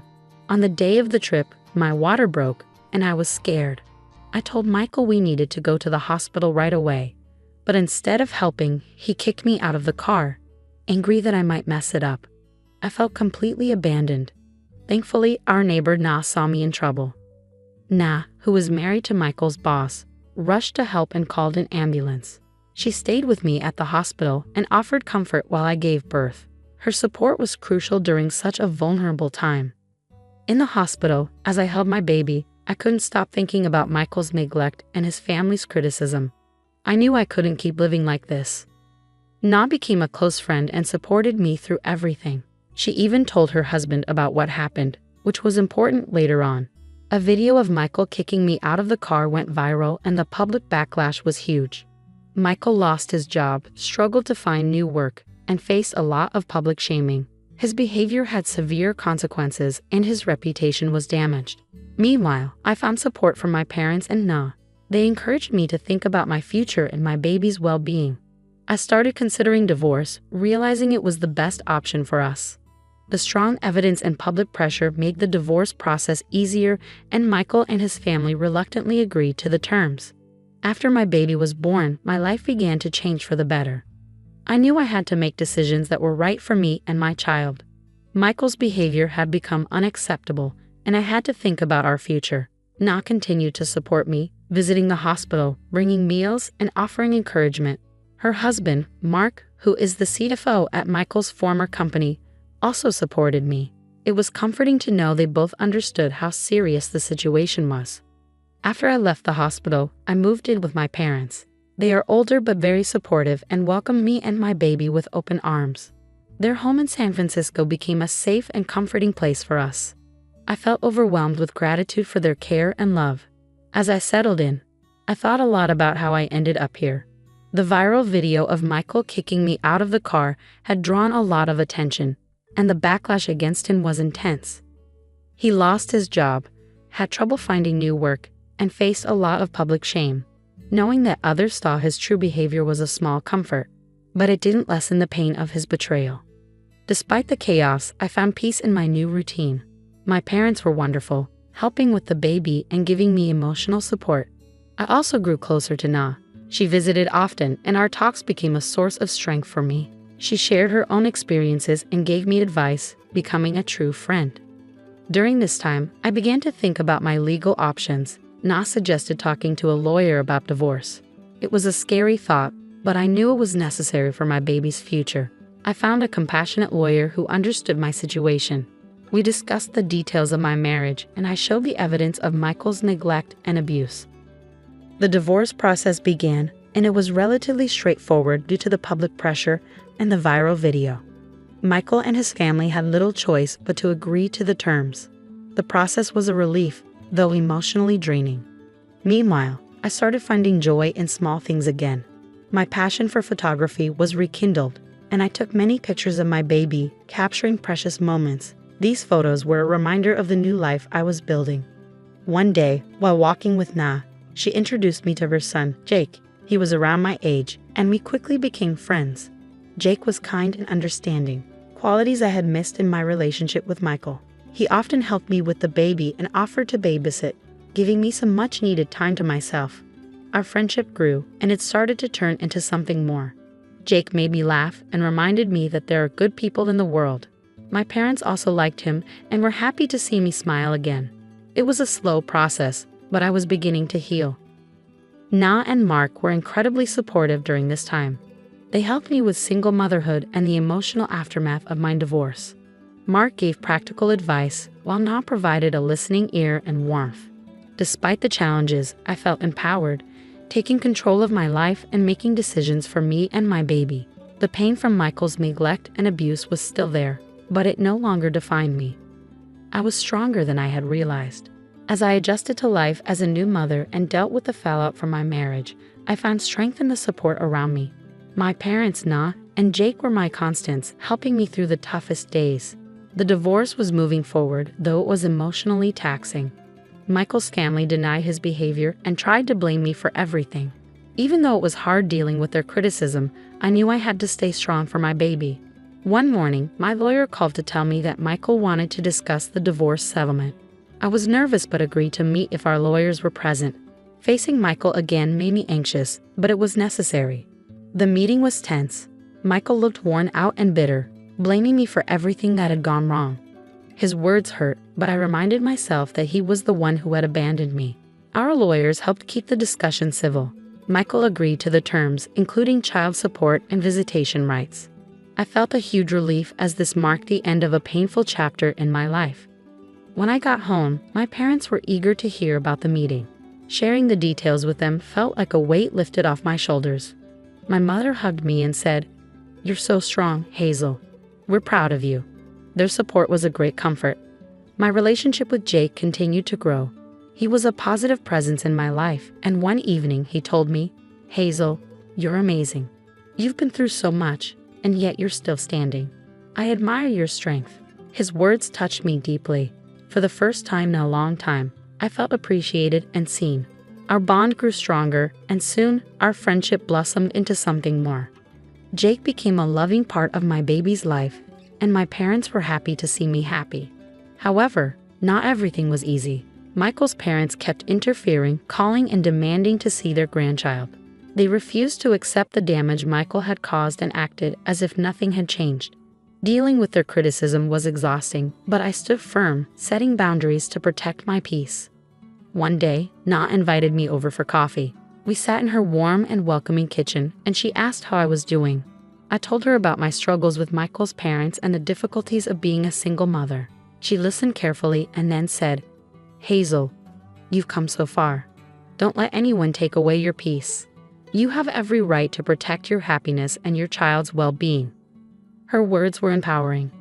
Na had become more than just a neighbor. She was a mentor and a true friend. Her husband Mark also helped by advising me on legal matters and explaining my rights. As the months went by, I grew stronger and more confident. I began taking on freelance photography projects, something I had always wanted to do. It felt great to pursue my passion and support my baby. Each photo I took was a sign of the new life I was building. My relationship with Jake continued to grow. He was patient, kind, and truly cared for me and my baby. One evening, while watching the sunset, he looked at me and said, "Hazel, I love you. I know it's been tough, but I want to be there for you and for both of you every step of the way." Tears came to my eyes as I realized how far I had come from feeling abandoned and neglected. I was now surrounded by love and support. I looked at Jake and said, "I love you too. Thank you for being here, for everything." After months of struggle and resilience, my life began to improve. The divorce was finalized and I was finally free from the toxic relationship that had held me back for so long. The day the papers were signed was bittersweet. I felt a sense of loss but also an overwhelming relief. My lawyer, who had been a steady support, said, "This is a new beginning, Hazel. You're doing the right thing for yourself and your child." With the divorce behind me, I focused on creating a stable and happy life for my baby and me. My freelance photography work started to grow, and I found joy in capturing special moments for others.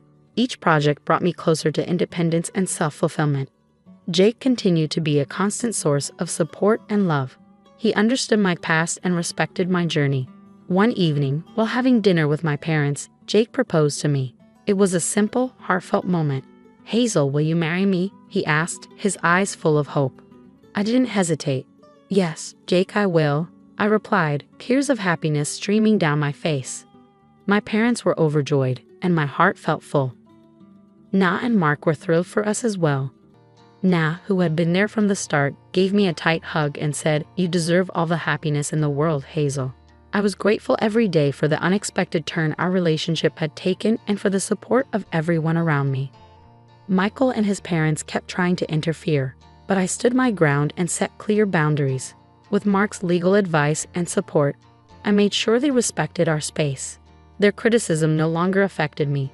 I was stronger and more confident, ready to protect my peace and my child's well-being.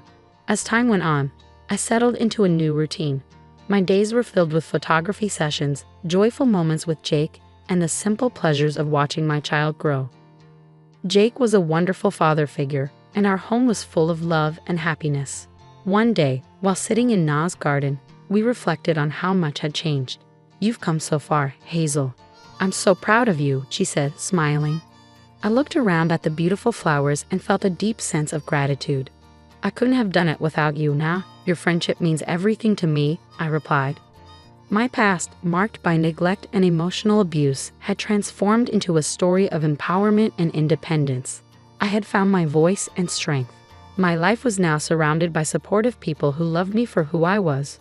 To anyone listening, I want to say, no matter how dark and difficult things may seem, there is always hope. Surround yourself with those who uplift and support you. Take it one step at a time and never forget your worth. Empowerment and happiness are within your reach. Thank you for following my journey.